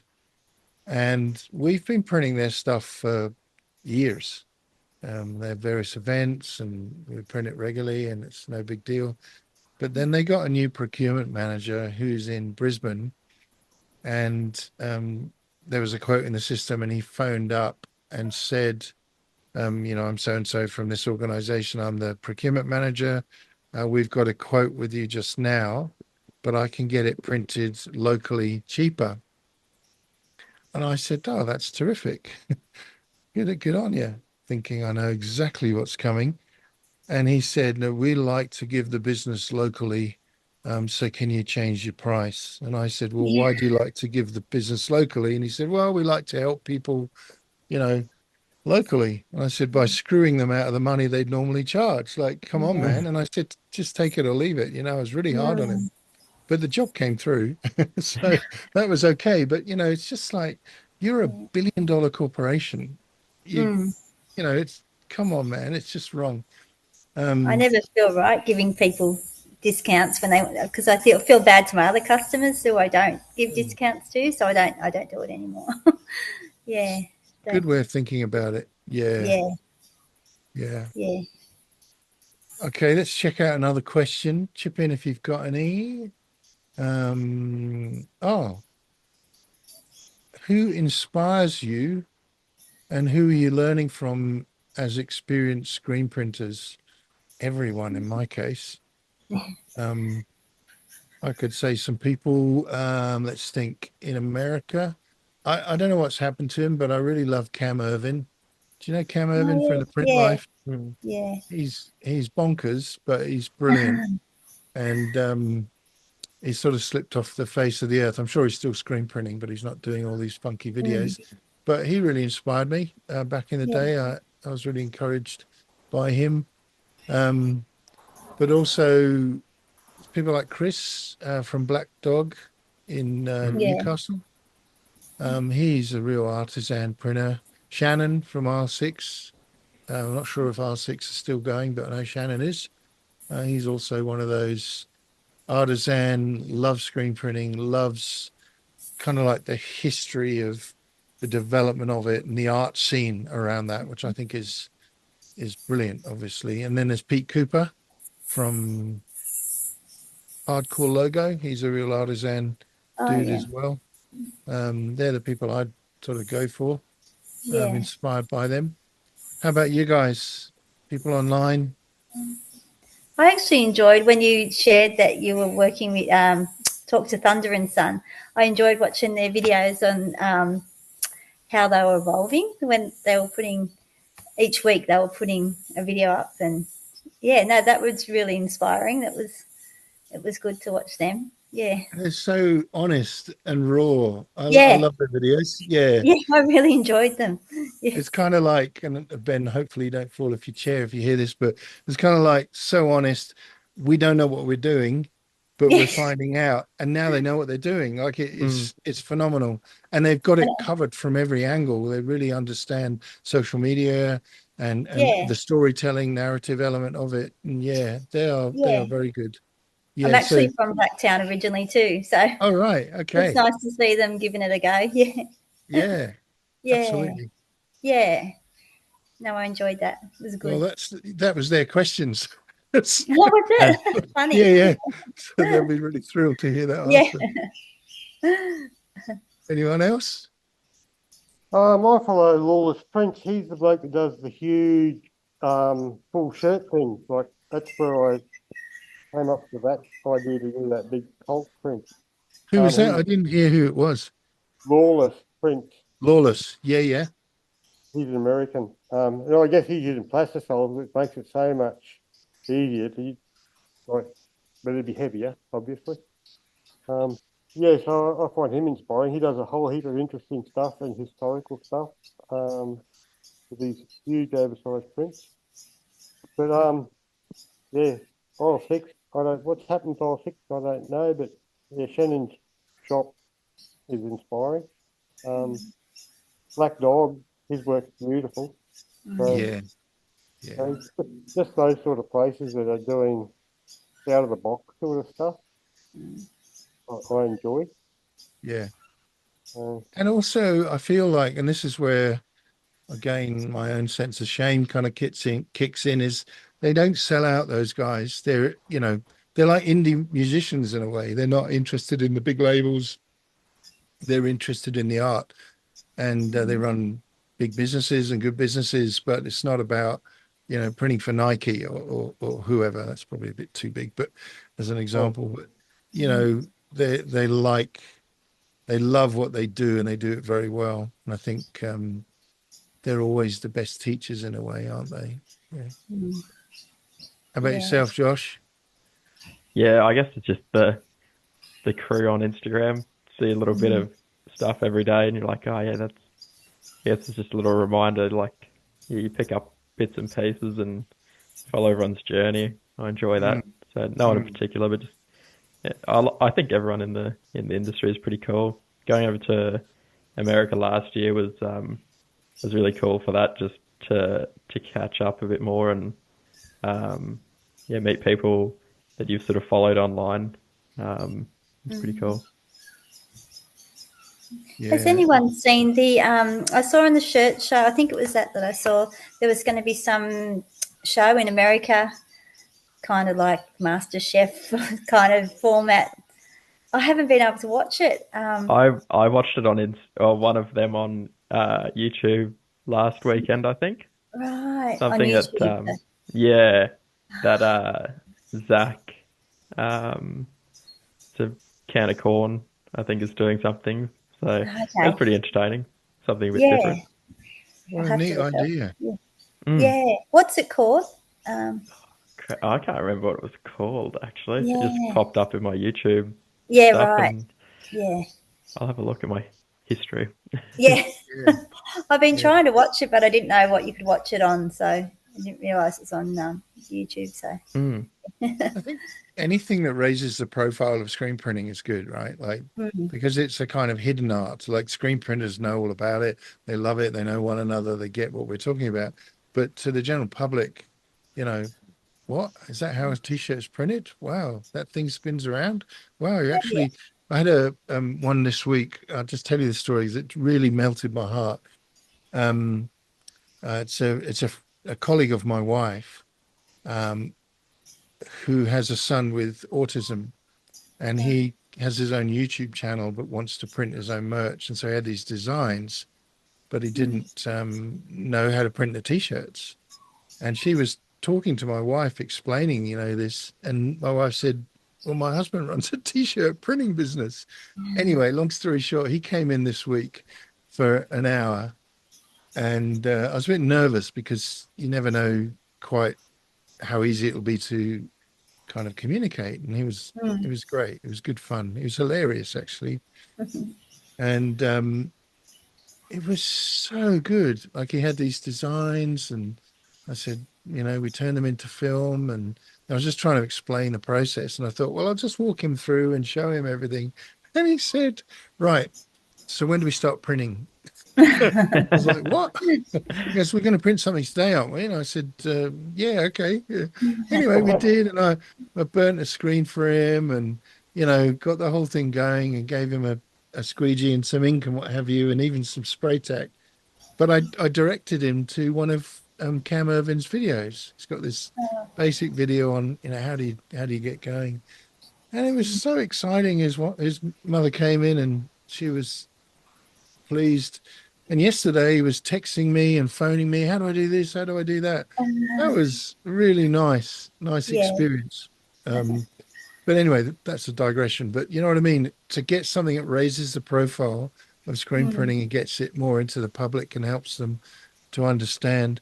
There is a print shop somewhere, I think maybe even in Canada, and they do these events, I think once a year, where they have like an open house for the local community. And it's like bring your own t-shirt Mm. and just come and on the manual, just come and print, obviously what's already mm, pre-made. And there's like a queue going around line go around the corner kind of thing. That's really Yeah. neat. That's got to be some of the best advertising ever, right? yeah. Public come in, they have a go, you know. So I'd love to do something like that. Probably no one Yeah. would turn up in Armadale, but Boys, not a uni bad idea. and all that. All right. Do you want another Yeah. question? You guys okay for Yeah, time? I can do. Yeah. Yeah, I'll probably just go about 3:30. That's fine. All right. Okay. Just got to do the mum taxi. Cool stuff. This one is a bit, oh yes, okay. Financial statistics. Do you want to go there? Give it a go. What financial stats do you record for the business? Um, Overall sales against the target. Do you guys do targets? Not Want to earn this much this month? No? As much as possible. not so much. I should. It's a good No, idea. Yeah. It's a good idea. Do you analyze what you did last month? And like obviously, Chook, you got nearly a year under your belt, but next Mm. year you're going to have analyze what you did in Yeah, I will February do that last next year. year. And yeah, Yeah. it's good to do Yeah. it. Is that something you Mm. do as well, Jason? no, I look at what I've got in the bloody bank, and as long as it's going up, I'm going forward. Yeah. And that's as much as I do with it, really. Yeah. I'm busy and I'm making money and I'm going forward great and trying not to spend too much. Mm. Because still Yeah. growing. And like I said, the end of this year's been good. I've been going forward nicely. Um, and one day I might actually make a wage out of it, which would be nice. Yep. Yep. I came from fairly low expectations of what I need. I spent 20 years. If I could make $40 a week, I was happy. So anything over $40 a week is good for me. Um, yeah. So financial stuff, yeah, it's going forward, and that's all I care about. Where I'm mean as shit with my materials where I need to be, and I'm careful with everything with my Mm, spending. And I mm. think that the numbers will reflect that regardless. I don't need to be focusing on numbers. I need to be focusing on my processes to make sure the numbers are the best they can be. Yeah, I think that's a good way to think about it, the best they can be. Yeah. I think as you get bigger, and you are going to get bigger, definitely, it's good to just analyze the changes to work out, is there a seasonal thing going on here? Like, why are we busy in June, or why weren't we busy in that June? Like, we analyze for example, the difference that the movement of Easter has on given markets for camps, because Easter doesn't always coincide with the holidays. And that means, big spending periods are going up to Christmas and then going up to Easter in the Western world. And I think getting that data out of your system, even if you're number crunching it in Excel, will always be worthwhile. Comparing month to month, seeing if there are any growth, seeing if you do have repeat customers second, third, fourth time over years successively, right? It helps you kind of think about where you're going. For us, we do probably too much of this, and find out, Josh, what you do as well. We probably go a bit overboard on this, but at the beginning of every year, like, we're constantly analyzing it every week. At the beginning of every year, we go back and look at it all, and we segment it by state, by customer type. That's to say, market. Is it brewery? Is it a church? Is it a gym? Whatever it is. Um, and the value. And so last year when we did it, it was really, really helpful. We worked out where all the big margins are for us. And there was this other category. There's this one sector just called yoga. And three of us look at it, and every one of us went, we don't want to do any more of those people. Not that I've got anything about people that are into yoga, but they're the most fussy, problematic customers ever. Do you agree with that, Chook? Having Yeah. one right now. Oh, Yeah. you're right. Okay. And we looked at Pilates. what, yeah, right. Yeah. We looked at what we made from them and went, it's not even worth marketing to them. Like, Yeah. we have some good customers in that sector as well. They just come back and that's fine. But Right. you Yeah. know what I mean? Like, it was good intel that made us say, no, let's steer away from that. Let's Yeah. invest more time and energy in this market here. So we're Mm. probably a bit over the top with all of that. But it is helpful. And Mm. we do have targets. And we try and, you know, Mm. grow each month. And for 3 months this year, since the beginning of July, we didn't grow. And then the rest of them we did. So, it makes you think, right, how much down are we on what we did last year? Is there a trend happening here? Do we Mm. need to lay some people off? Is it coming good? Do we need to market a bit harder in this market over here, or send out more emails, or whatever it may be? And I think it is, you know, there's a lot of businesses never, ever, ever do that. And, you know, can be a little bit at sea with one mast, with half a sail, going around in Mm. circles if you're not careful. But that's us. But we're probably a bit over the top. How about you, Josh? What do you I do? track a few numbers, um, not as in depth as you, but I guess the basic ones, like I really know how much everything is costing us per month, and then what we need to be making or selling, sort of dollar amount, to make sure we cover that and are making money. But I really like, it's a little bit harder now that we're changing over to our new software, but like in Hoops, you can see what you're making on every job, and I like to make sure we are definitely making money Mm, during the month and not just coming to the end of the month and being like, oh, damn, we didn't Mm. make any money last month. mm, Um, so I guess, yeah, just sort of the base ones. And then now that we are sort of starting to have a bit of data to look back in previous years, we can start sort of comparing at how we did in the previous years. But I would like to look at the markets and stuff like you said. That would be interesting to figure out a little bit more. Average order value is a really good one and a really easy one to do. You just spit out all the quantities and add them up and divide them by the count, and you get your average order value. That's really good, because you can then go back and say what pulled that average down, and what was it that took that average up, and how can I increase that average. And if you think about it, if you're getting the same, let's say you do 1,000 orders or 100 orders in a year, let's say, and then you're going to get 100 the next year, or you might get 110. If you can increase that average order value even marginally, you're going to make a ton more money, right? It's like Qantas filling up that last seat on the plane of every plane makes them a ton of extra money. So that's an easy one. And, you can do that. And we do that monthly. We analyze the number of quotes that we do against the number of invoices that we do. We analyze the amounts, the values of those. So how many dollars did we quote, and how many invoices did we dollar invoices did we get out, which is helpful. Here comes Hannah, whoever Hannah is. I think that's Nathan. I'm hoping that's Nathan. So I feel like getting that getting that those analytics right are going to make a big difference to the way you think about where your business is going, what you can market into more, what you don't want to do, how you increase that average order value. We better say hello to Hannah, who's also known as Tyler. Yeah.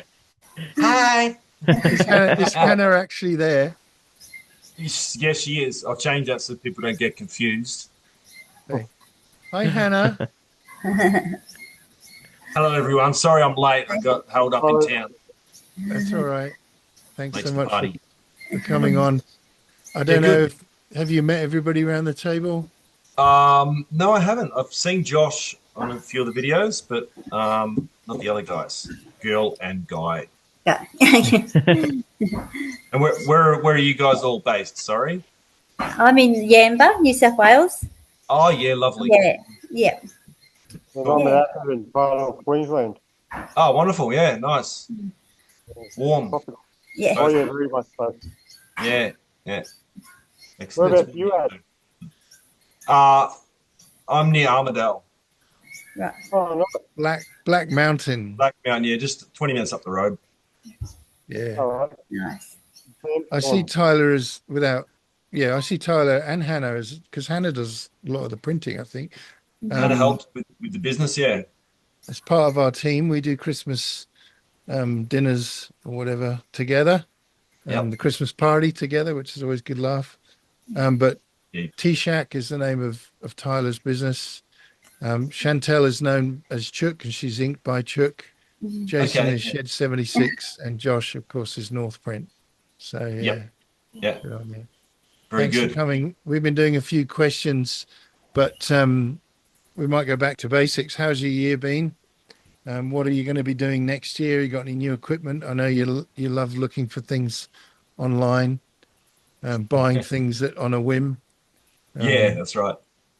No, this year was started off like any other year, pretty busy until middle of the year when things dropped off considerably.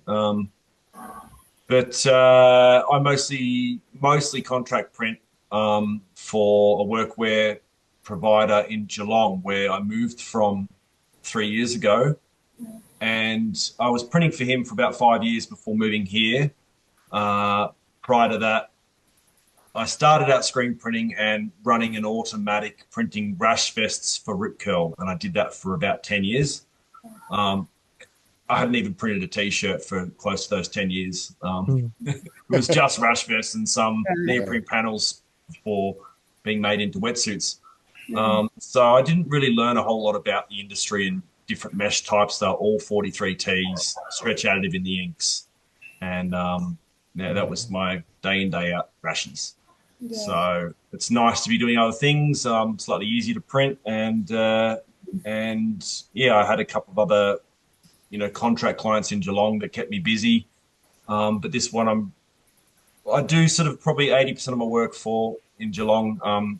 He's a nice fella and he's happy to keep using me even though I've moved, 16 hours away. Hmm. He's happy to pay the shipping for most of the jobs that don't come straight from the supplier, because he is happy with the quality and attention to detail or whatever. Whereas, because Hannah does help with the printing at times.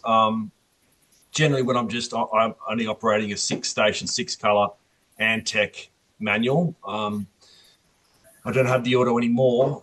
So yeah, most of the print jobs are doing is sort of 50s. I do the occasional several hundred job. I've got 300 t-shirts I took on just the other day, or I'm yet to do, but it was 300 on black shirts, just white print on the front and the back. Nice. So I turn a third of the manual under the flash and then another third, and Hannah will print the second screen. Sort of semi-automated, so. Yeah.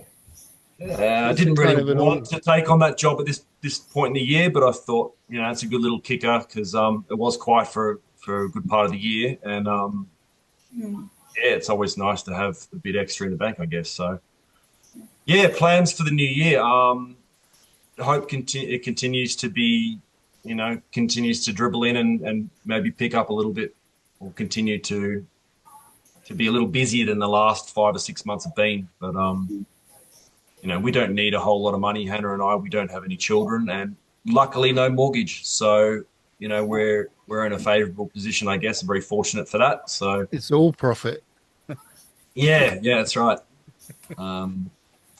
Yeah, no new equipment on the horizon. I'm pretty happy with the manual. I purchased that new a few years back, 3 or 4 years back. Obviously I have a heat press vinyl cutter, which I use seldomly. And yeah, I don't think I'll be acquiring a second manual because I don't really need it. So, But yeah, you happy. did almost buy an auto the other day. Yeah, I almost acquired a freebie. I saw that on Facebook actually. Yeah, he still got it. He said, "Come and pick it up, or it's going to the tip." And the other day, I'm like, "I'm going to pick this up because, the guy in Geelong said he's potentially got 1,000 shirts for me to do, grey mail with a charcoal coloured print front, back, and one of the sleeves." And I thought that'd be so easy on an auto. Yeah. I've done that job a few times for a TAFE in Geelong, and my mother's been here to help. She's still in Geelong, but she travels about a bit in the motorhome. And she was here one time where I'd load the shirts because I've got the experience in loading, accurately. I load the shirt, turn it, Hannah would print, and then turn it again, and Mum would unload it, put it through the oven. So we'd do 5 or 6 a minute like that. Nice. Fine with light color shirts.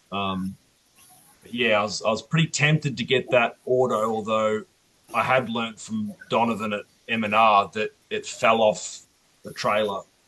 So got some issues. And I'm Hey, like, sorry, "Oh, I've got guys. issues." Oh, sorry. I might have to hit the road. No problem. Thanks so you much later, for Chook. joining us. Have No a great worries. Christmas. Yeah, We'll chat you to you too. in the Sorry, new year. couldn't say. I've got That's all mum right. duties to do.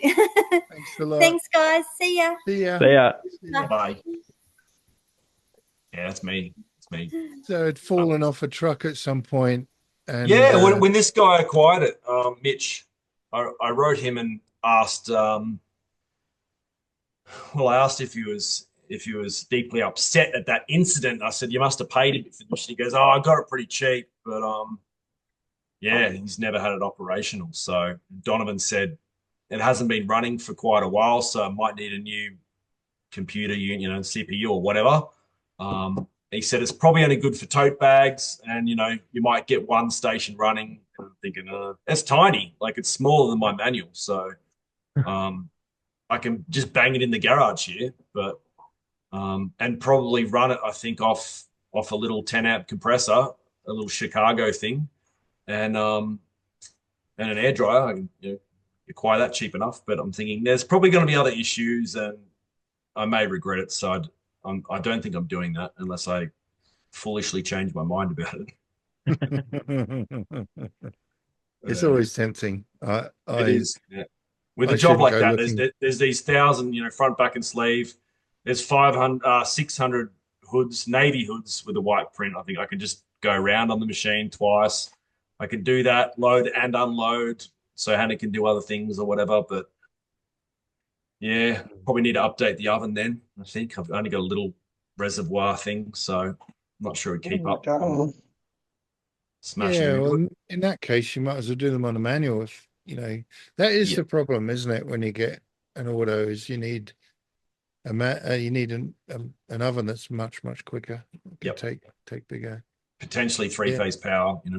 Working from home, so I don't think I can get put three phase on here. So yeah.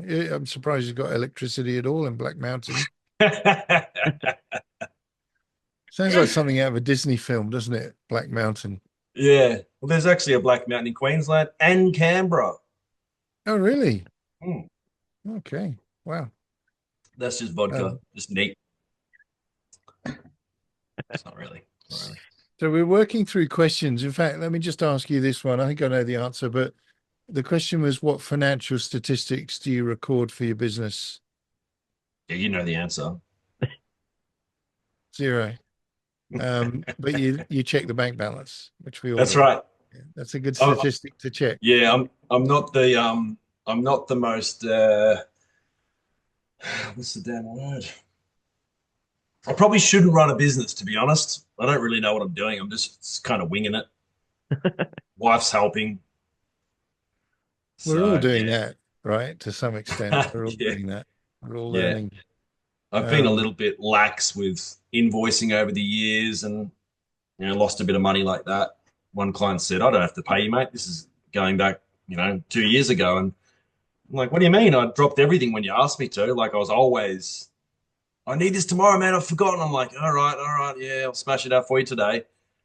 And then he's just like, I don't have to repay you all that money. I'm thinking, wow. kind of do. But anyway, I couldn't prove it. There was no real paper trail. He'd just drop off work, drop off a few boxes, and often there was no paper trail. So uh, I had to go to a debt collector to retrieve about 16 grand out of him, and he probably owed me another 30 or 40 or more. Really? So Wow. that was, yeah, Wow. that That's was no a joke. hard lesson. Yeah, it's pretty stupid of me, really, to be. I was working a lot and just thinking I'll get around to invoicing it when it's a bit more quiet and I've got some time, but and I wouldn't write quantities down. I'd Mm. know there was 30 of those, there's 50 of this, and then a few days would pass. Like, how many of them? I don't know. Yeah. Dumb, dumb, really. But a good lesson to learn, one way That's or right. other. Yep, yep, for sure. Okay, well, I've got a question here from Jody from Dark Label. I know Mm, Jody and Joel are away sunning themselves, taking a well-earned rest yes, elsewhere. So I think overseas. So that's really nice. yeah. Oh yeah, okay. How do other printers handle the different pricing tiers with suppliers? And I guess also we could talk about pricing tiers with customers. But she adds, are they aware of it and what do they do about it? So I think the question there is, some people are getting better prices from vendors than others. How do you handle that? Does it worry you? Is it fair? Is there a ceiling and so on? It's But not also fair. maybe, sorry, It's it's not. I not don't think fair. it's fair, but it doesn't really affect me, because I'm mostly contract printing. So, So they're supplying the garments. yep. Yeah. Okay. I do So have a few of my own clients I might do a job for once or twice a year. Um, there's a printer. There's a guy down in Newcastle that prints on the weekends or after hours from his regular job as a counsellor, and I've been printing for him the odd job for the last couple of years. But yeah, I'm rarely buying garments, so I'm on the lowest tier, I guess. So and be if it. you do buy garments, are you buying them from AS Color or Yep. number of, yeah, yeah. Yeah, I don't think I've purchased anything from Gildan, maybe once this year, and JB's once, maybe. But yeah, It's probably once a month I'll order from a supplier. It's not much at all. Yep. Yep. Anyone else? Oh, I Jason, you're on mute. Mm. Your microphone's on mute, I think. That's better. There we go. Yeah, like buying off our supplier and being on the bottom tier means that it's difficult to compete. And I don't know how much discount you get with the tier changes because I'm not likely to see it this year. Mm. So whether you get $2 or $3 a garment from bottom tier to top tier or what, top tier or what, I don't know. But like $2 or $3 over the cost of a shirt print is a fair percentage. Mm. So it really seems like it's difficult if you're small and doing low volumes to get to the next tier. Well, you won't ever get to the next bloody tier, so it's difficult to compete on pricing. So you've got to find another way to compete. Yeah. Mm, mm, Like the tiers process keeps the little fella down and allows the bigger fella to take cream. But he's doing huge volumes usually, and that dollar or two he's saving on a shirt over a huge volume is a huge windfall. If you're doing low volumes, I guess it doesn't hurt you that much, but you can't price to get the jobs Mm. if you want to do larger volumes. Yeah, that's right. mm. So It's well said. yeah, so it's interesting. Josh, I believe you're on top here, Sam. So you get you believe we're good top prices. tier? Yeah, I we are top tier, but cream, um, I think it's very small. The difference, certainly between the top tier and the Mm. next tier, is quite small. We yeah. did look at purchasing like in bulk, like I think I tried to get pricing on 10,000 units of like black staples, for example, ages ago now. And it wasn't significantly different enough. Yeah. Um, and if you imagine the shipping cost of 10,000 units and trying to make the t-shirts cheaper, yeah. But I mean, for the vendor, like that's going to Oh, yeah, cost yeah, yeah. a lot of money, right? Um, so even at that level, I thought, well, it's just not worth it, like why would I tie up that much money? It may or may not work out, but it wasn't much different. So that's not to say that we're getting the very best of best prices, but I think what I would rather have isn't necessarily the very best or best prices, but the best relationship. Because if Yeah. stuff goes wrong and you can pick up the phone to your vendor and say, I need this expressed, it needs to be here tomorrow. Can you make it happen? And they go, for you, yes. That to me That's is worth the top probably, tier. So I think that's the way I look at it. I don't like it when certain vendors come on and AS Color don't do this, but and say, if you order these today, I can do a good deal on 1,000 black t-shirts or whatever. If you order these today, I can do them for X because it just sort of smacks of a company that may not be doing so well or is desperate for Mm. sales or, and well, why can't you do them for X normally? Do you know what I mean? So I Yeah. don't I don't fall for that trick. How about yourself, Josh? so far I haven't really, as far as like the t-shirt side, I haven't really been. It hasn't made much of a difference for me, like getting to the next tier or whatever. I was like, yeah, we like spent this much money, and then you see it's like, oh, cool, that's 25 cents or something. It's like it doesn't really. Yeah, It was nothing. Like for the amount of if you're pushing to like get to that next tier, it's a bit of a letdown almost. I don't know. well, thanks for Um, that. It At takes a lot all. of stress out of it. yeah, so don't stress too much. There's not for the amount of money you're spending. There's not much extra in it. Um, but I guess on like the hat side, like we use a lot of like Yupong hats, and they used to all be like tiered pricing, sort of in it like 12 to 24 or whatever, and that made it hard to price for customers. But they've sort of changed their model now, and all the hats, no matter how much you buy, is the same price from them, which has made that a bit more simple because, yeah, you're Yeah. not giving the customer so many different prices depending on how many they want. Mm, mm. Yeah. I feel like if you ordered, let's take, for example, a classic or a heavy tea, if you did a lot of those, there's obviously more margin of error in their pricing. You could perhaps go to them and say, look, in the case of Ace Color, you could go to them and say, what I'm going to order this many classics. Is there anything you can do? But I just know when our customer tries to do that with us, you just think, really, you know what I Mm. mean? And got such a good relationship with our vendors by and large, and I wouldn't want to kind of jeopardize that.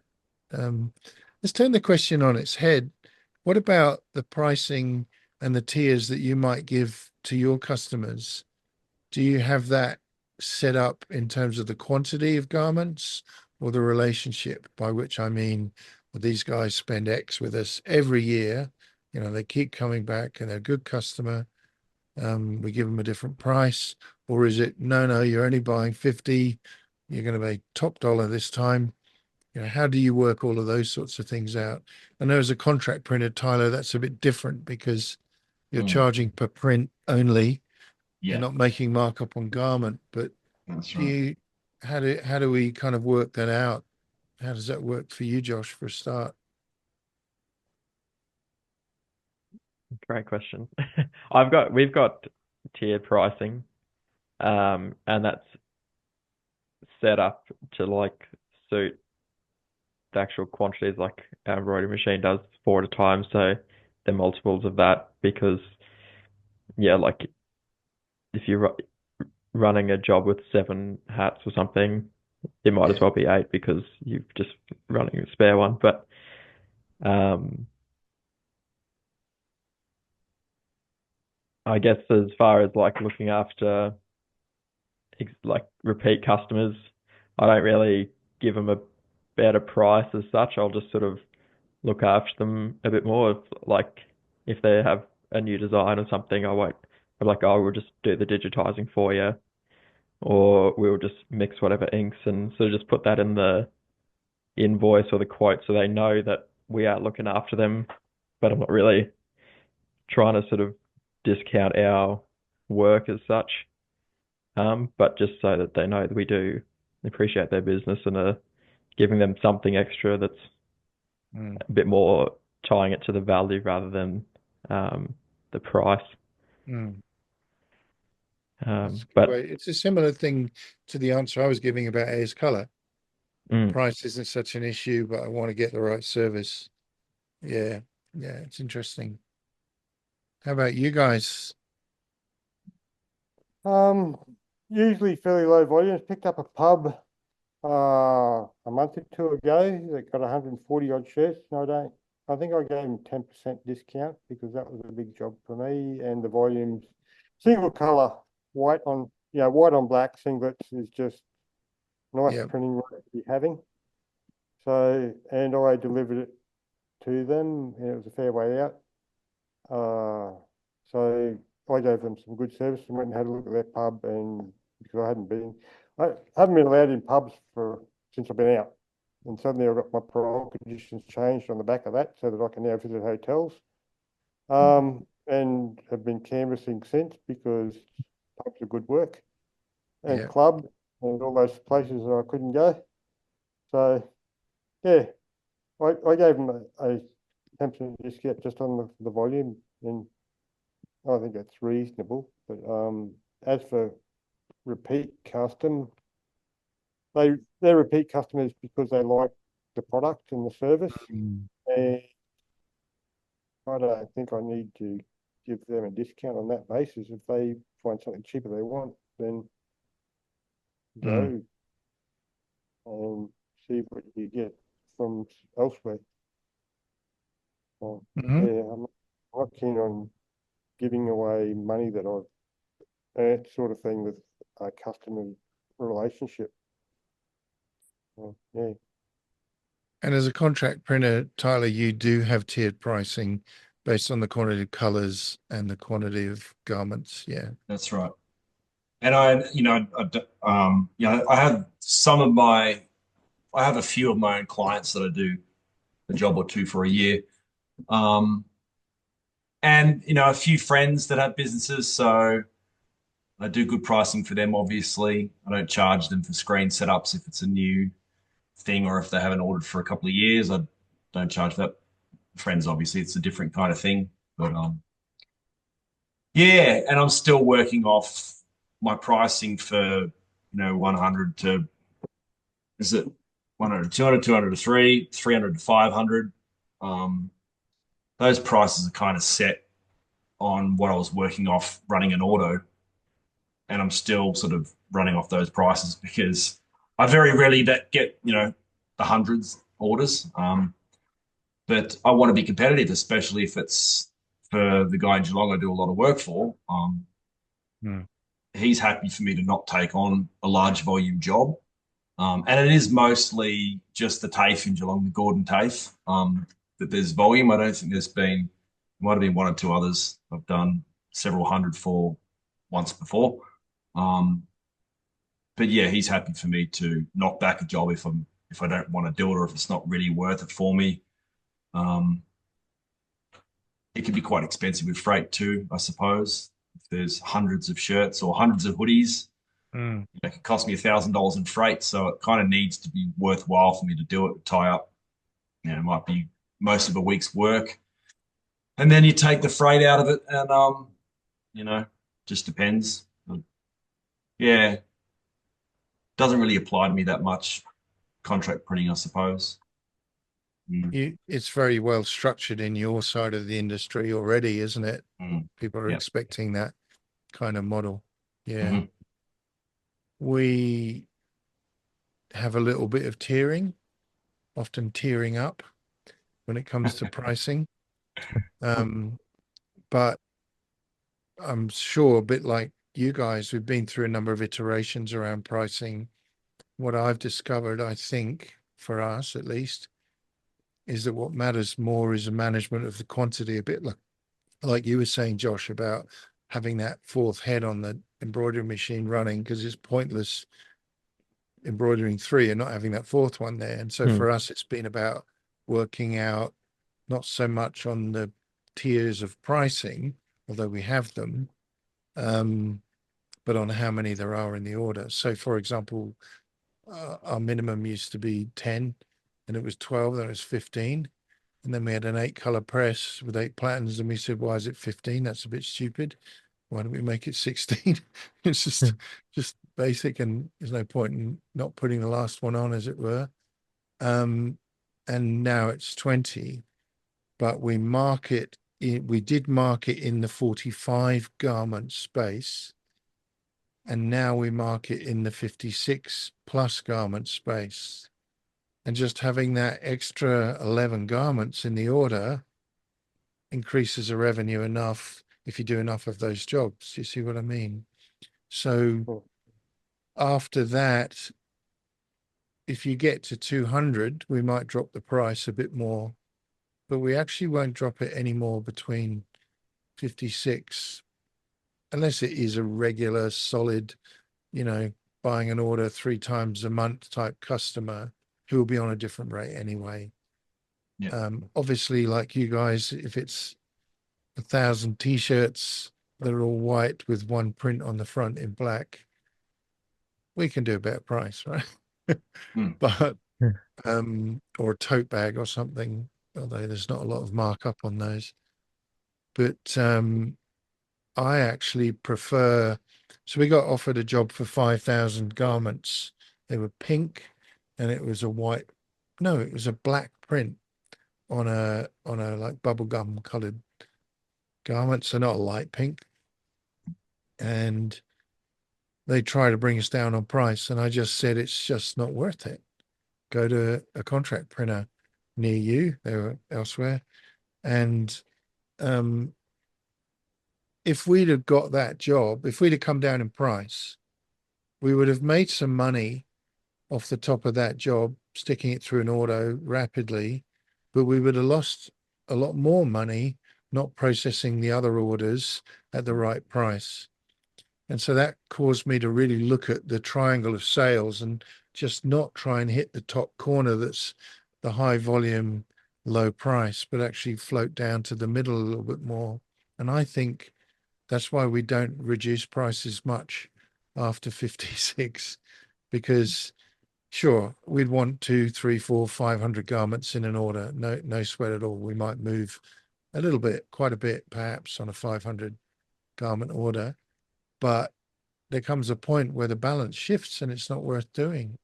So, it's better for me to run 10 jobs at 500 than one job at 5,000. Do you see what I mean? And that's how we manage that. And I don't know whether it's true, but I feel a little bit more confident about our pricing in not, if someone is trying to screw us down, and just saying, no, sorry, mate, you need to go somewhere else. And giving them Josh's number. I'm just kidding. That's a brilliant question. Here's a good one. We should probably look at wrapping up, but it's been amazing. But this is a great question. I've wondered about this. Again, this is from Jody from Dark Label. Do other printers give feedback or request replacement garments or credits for apparel that is faulty, with a hole in it, or the sewing's incomplete? What do you do when you get a t-shirt, it's on press, it's come around, and you look at it and go, it's got a stain on it, or it's got a hole on it, or you've printed the front but you can't print the back because you turn it over and there's a hole? What do you do? How do you manage that? Like, in terms of requesting a refund or going back to the vendor and getting a replacement? Don't tell me you print on it and put it in the middle. I know that's what some people. We've probably all done that once. No comment. No. I haven't had many instances. I think I've had three shirts ever that I've sort of had issues with. Wow. Yeah, I think so. Or three orders, should I say? I don't know. One of them, I think it's still sitting here for the old mate to pick up. It was like the hem fell out of it after it went through the wash once. But the others two, it's just been actually one of them was a few shirts. They've been like polyester garments, and one of them had sort of weird dye migration, and sort of the black migrated to the white. And then the other day we had sort of a weird stain. But generally, it's like I usually can't really be bothered with having to email and send a photo. I'll usually just order it to get it done and out the door. But for two of those, I have sort of let them know, and they've said I haven't had any troubles with the supplier. They just say, yeah, we'll send you out another one. One of them wanted them back just for their own sort of quality control, I guess. But yeah, I haven't come across it too much yet. Touch wood. Yeah, likewise. I very rarely see any sort of faulty garments. I saw a tiny little hole in the back of the shirt the other day. I think it was an AS Color t-shirt, maybe. I just printed it.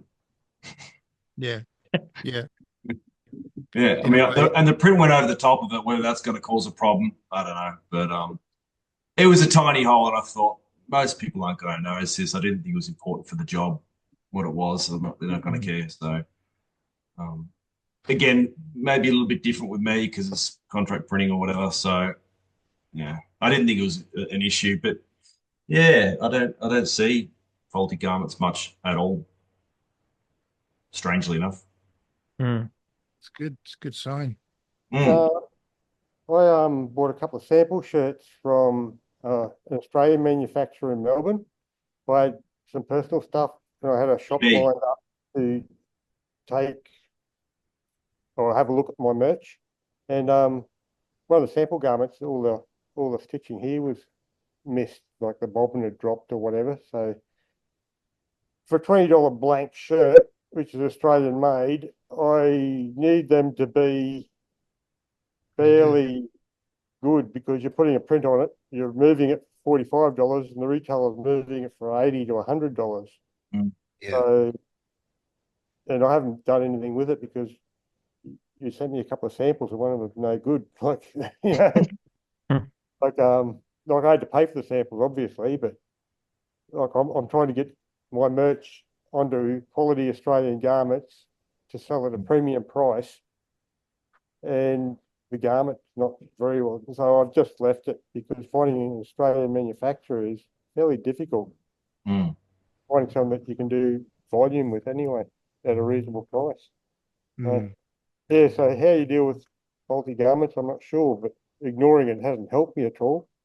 I haven't gone forward with it at any level, which is a shame because there was room there to get some fairly interesting artwork out into the world at a price that I can make money out. So, you know, as an artist, that's what I want to do. Yeah, well, part of what I want to do, apart from make money, is to put art out there that annoys people. Yeah. And look, you're only good as your last print job, right? And you got to trade on the quality of that and the hopefully the excellence of your service. And sometimes if the print job's not good, all you've got left is the excellency of your service, which usually means fixing the problem, right? So you might as well get it right. I agree with everyone. Like, it doesn't happen often. When it does happen, it's infuriating. But there is that business question that you're asking, Tyler. You know, it's a pinhole. It's a contract job. You know, like we would probably do the same within reason. If it's a pinhole, we might tell the customer, look, there's one that's got a tiny pinhole. We put it on the top. If you want us to refund, no sweat at all.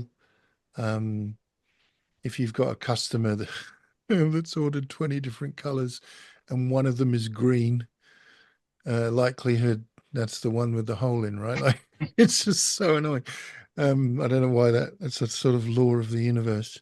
But we also make a calculation, I guess, if it's something like a pinhole or something that we can fix. Sometimes we can fix it.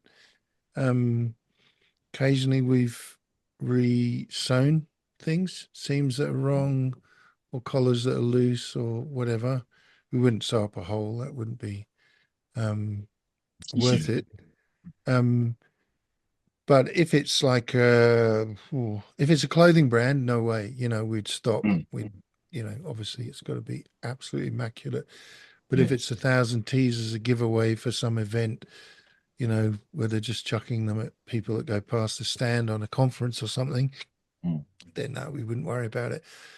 But the other side of that question, would we seek a refund? Well, if it was a black tee, like a black staple or something, and we would just put it in as a rag and just get one off the shelf and carry on printing, to my mind, it's not even worth the hassle going back to AS Color and saying, look, there's a problem with this one. But if it was, you know, a color that we don't carry in stock, which is most of them, right? There's like 75 colors or something with a staple now. We would stop the job, or we'd finish the job thus far, and we would go back to them and would take a photo and send it to them. But we wouldn't ask for a refund. We just let them know, and we just purchase another one and tell them we bought one. We don't expect to pay for the carriage, and we expect that to be here pretty quickly. And they always oblige. You know, it's back to that point I was making earlier about the relationship mattering more than the top tier of pricing, really, because that's holding up your order. It's 1 day, 2 days added to your order already, and the customer's expecting it to be there.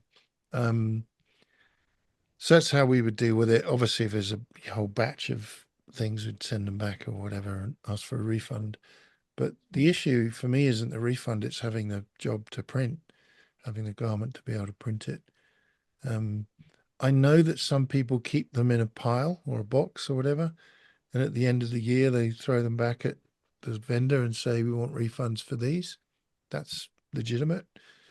I know some people do that quarterly as well, but yeah, it's not. I found Air's Colour to be immaculate generally in terms of their presentation, the garment qualities, the dyes. Occasionally, the only thing we have noticed occasionally, I don't know if it's dyeing issue or the dye's not set properly, so you get a dye migration on a cotton garment, which is very odd, but does happen. But there can occasionally be some staining. So you might have 3 or 4, there's chemical spill or the dye's not finished, or I don't know exactly, in the factory, not in Melbourne. And they're in a box and the guys are just counting them and closing the box and sending them to you, right? So they're not going to check the quality of every garment at that level. Should be done in the factory. But it's pretty unusual. And also, I don't know whether just washing that would resolve that problem. Do you ever have a washing machine on site? I've often thought about just doing that. Some people do that. I've heard of people doing it, but I've never done it, except for when I was at home. But yeah. Occasionally Yeah, we'll I'd like run them home and stick them in the washing machine and then get all the cat hairs out of them later on. to.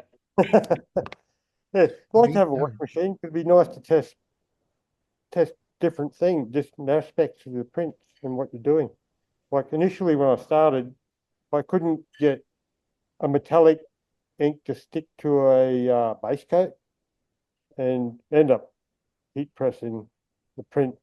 And that's how I made sure, because Yeah. I had one semi-fail and that was a personal thing. And I thought, well, this can't happen with a customer.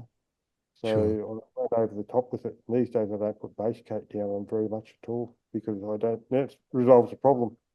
But Yeah. don't just print straight to the fabric and it just takes away that point of failure. Yeah. So, yeah, but a washing machine would be nice. And as I'm living here and I could, You could you use know it. what I mean, save me running the laundry. Yeah. But Yeah. there is a dryer. So, Yeah, there's the dryer as well. You got everything. I Um, don't know about everything. I have a bloody little shed with half a man's life in it. But other than that, that's it. that's good. At the moment, a partner and a bloody dog as well, which makes it really interesting. Hmm. Shop Yeah. dog. Oh, hiya. How you A bloody, going? a bloody pit bull dog just keeps customers happy. You got a pit bull, did you say? Yeah, Oh, nothing nice. keeps customers away from the door like a red nose. I'd like a shop dog. I kind of fantasize about getting a shop dog. We used to have a Mm. neighbor here with a dog, and she would come in and just sort of lie down and be part of the team. And it was kind of nice. But I guess you don't want too much dog hair near t-shirts. But No, occasionally we have people stand outside, like a truckie will come in and unload something, and they'll just light up a cigarette. And you're like, Yeah. mate, I had that the other day, and it was one of the like TNT drivers, and I was like, I haven't really thought about that, but I wonder how much like smoke it would take to make something smell like smoke in the shed. wouldn't take long. Wouldn't that take only long. keeps them happy. Yeah, no, good. Any other questions, closing thoughts as we close out 2024? I had one turn up on Thursday that he had a t-shirt with Osama bin Laden on the front of it and a crosshair on it. On the back there's a blood splattered silhouette. So he's decided that he wants a one-off shirt on that, but instead Wow. of Osama bin Laden, he wants Albo, illustrious leader. And I sort of said, yes, maybe. And then I went and checked the new laws on hate speech and that, and decided that's fairly fucking illegal, pardon my language. And I've got to wait till he comes back, and I'm not putting Albo on crosshairs because that's inciting violence against someone on a political basis. Mm. So laws have changed, and not like it's not to my flavour really, but that's not important. It needs to be legal, and always said I won't print anything that's racist. Other than that, everything else is pretty open slather. Yeah, this one I think crosses the line. So that bloke, when he comes back, is going to get a no on the basis that I don't think the Blues can roll for that shit. Good call. I think Mhm. Yeah. yeah. Yeah, but it's not what people want. Mm. How do you guys deal with that sort of stuff? Do you have that kind of thing happen and you go, I can't print this? Well, I can't say I have, I don't think. I haven't had anything bad really come up. Done some interesting ones, but nothing I would classify as bad. I've just been surprised a little bit that someone was going to wear that, but Mm. yeah. Just people have strong views, and they, like he Mm. was fairly angry. I thought, well, yeah, you've got some issues, but I'll look at it. I did a bit of a Google on the new laws on these. I can't remember what the names of the laws are, but there's new laws about hate language and hate speech and that. And as Mm. far as my understanding is, it breaches it. So it's I not think it happening. would. I think it would. Probably Yeah. sell quite well, that t-shirt, but it Yeah. I just bit wanted a naughty. one-off. I'm still doing one-offs. Mm. We get stuff that we don't print, like we say no to. Occasionally, as you know, we send it to someone else or recommend another printer, but it's Tyler sees all those. Yeah. we Yeah. got Wow, that's fine. we had white supremacists ask for a print. Oh, I won't be And racist. yeah, and we just said no, and they were really angry. And I actually called the feds on them. And also we had IS, like it must have been very early on, some Islamic State bloke. Well, he was a guy that owned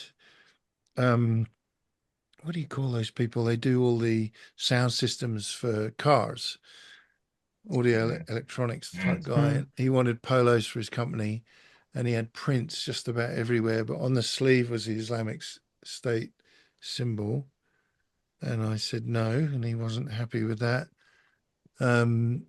Anything expletive or sexually base or risque, we won't print. Like we're quite hard nosed about it, I think. But like we had one the other day. I'd say the other day. It was this year sometime, and it was an upside down cross. Like we're Christian, as I think you all know, and it's a big part of our market. And the upside down cross is often associated with Satan. There is another narrative around that, but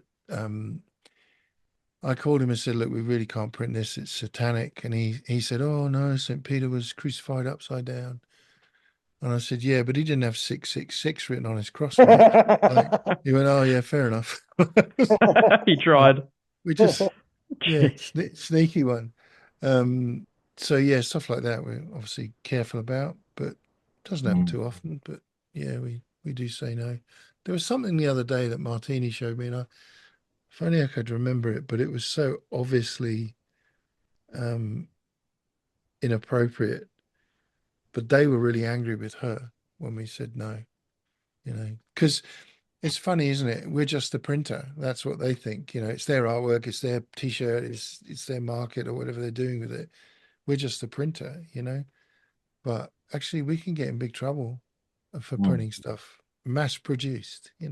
Even I get that example is just the one, but if you print the wrong thing and it's 100 of them or 1,000 or whatever, it's big trouble.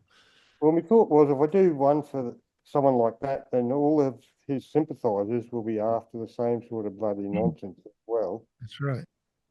And no, it's not nonsense. It's important to him, obviously, but and it's not particularly who I want to. That's not particularly what I want to be doing. Like I do some fairly like all the stuff that you said you wouldn't do. I'll do pretty well. Well, I'll send it all to you then in that case. Magnificent, love it. But there's lines to be drawn, and we all draw our lines in different places, and that's just where mine is. That's where mine is. I won't do what's illegal because I don't want to go back to bloody jail. Yeah, for sure. Yeah. If it wasn't illegal, I still would find it fairly distasteful, but I'd consider it. But it was a difficult print anyway. It would have been too expensive for him to do justice. So, but some people have deep pockets. Yeah.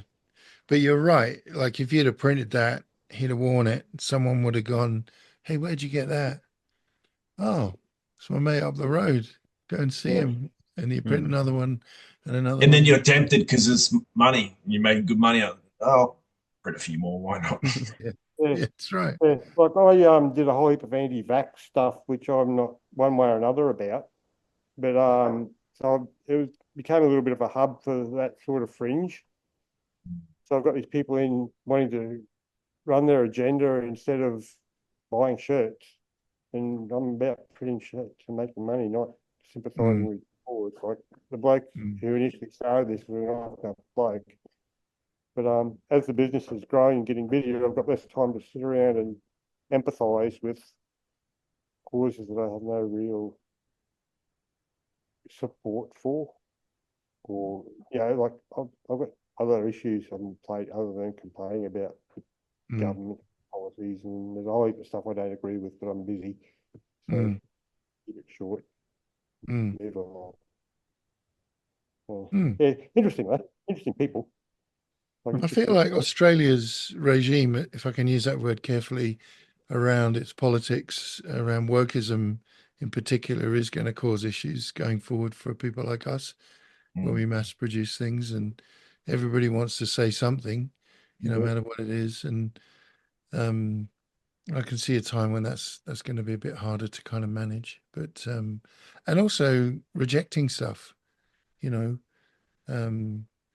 sometimes that can cause you problems with the government too. Not just rejecting hate speech is one thing, but rejecting some wokest group for whatever reason, they can kind of have a go at you as well. So it's an interesting depends on the way time. to reject it, I suppose. You just got to come up with I'm too busy. Well, yes, those cost $50 a t-shirt, not 20 or whatever it is. Right. I'll do it if you pay me enough money, right? Some of the rudest t-shirts I've printed have been for the shady side of 70-year-old women who seem to have lost their filter and will like really offensive t-shirts. Right. Wow. They don't care anymore. I want a Something in the t-shirt. water up there. Oh, yes. Queensland, no, you don't know what you're going to get. Yeah. But yeah, that's an interesting observation on really offensive t-shirts. They've been for other side of 70-year-old women. There's a thing going on there. They just don't care anymore. But Interesting market. yeah, print them and send them on their way. They're happy. Nothing like a happy great grandmother with an offensive shirt. Oh. All right. Any other comments or questions, guys? No, life's good. Good. I'm Well, hopefully it's getting Friday. super nice catching up with you all. Thanks for dropping in, everybody. And it's been an interesting year, and hopefully next year will be equally interesting, but upwards and onwards. Have a great break. Have a great Yule and New Year. And let's get back on the presses as soon as we can. Get the moolah coming in. Yeah. All right. We'll say goodbye. Thanks so much. Thanks, guys. Adios, gentlemen. See you later. Bye. Bye. See ya.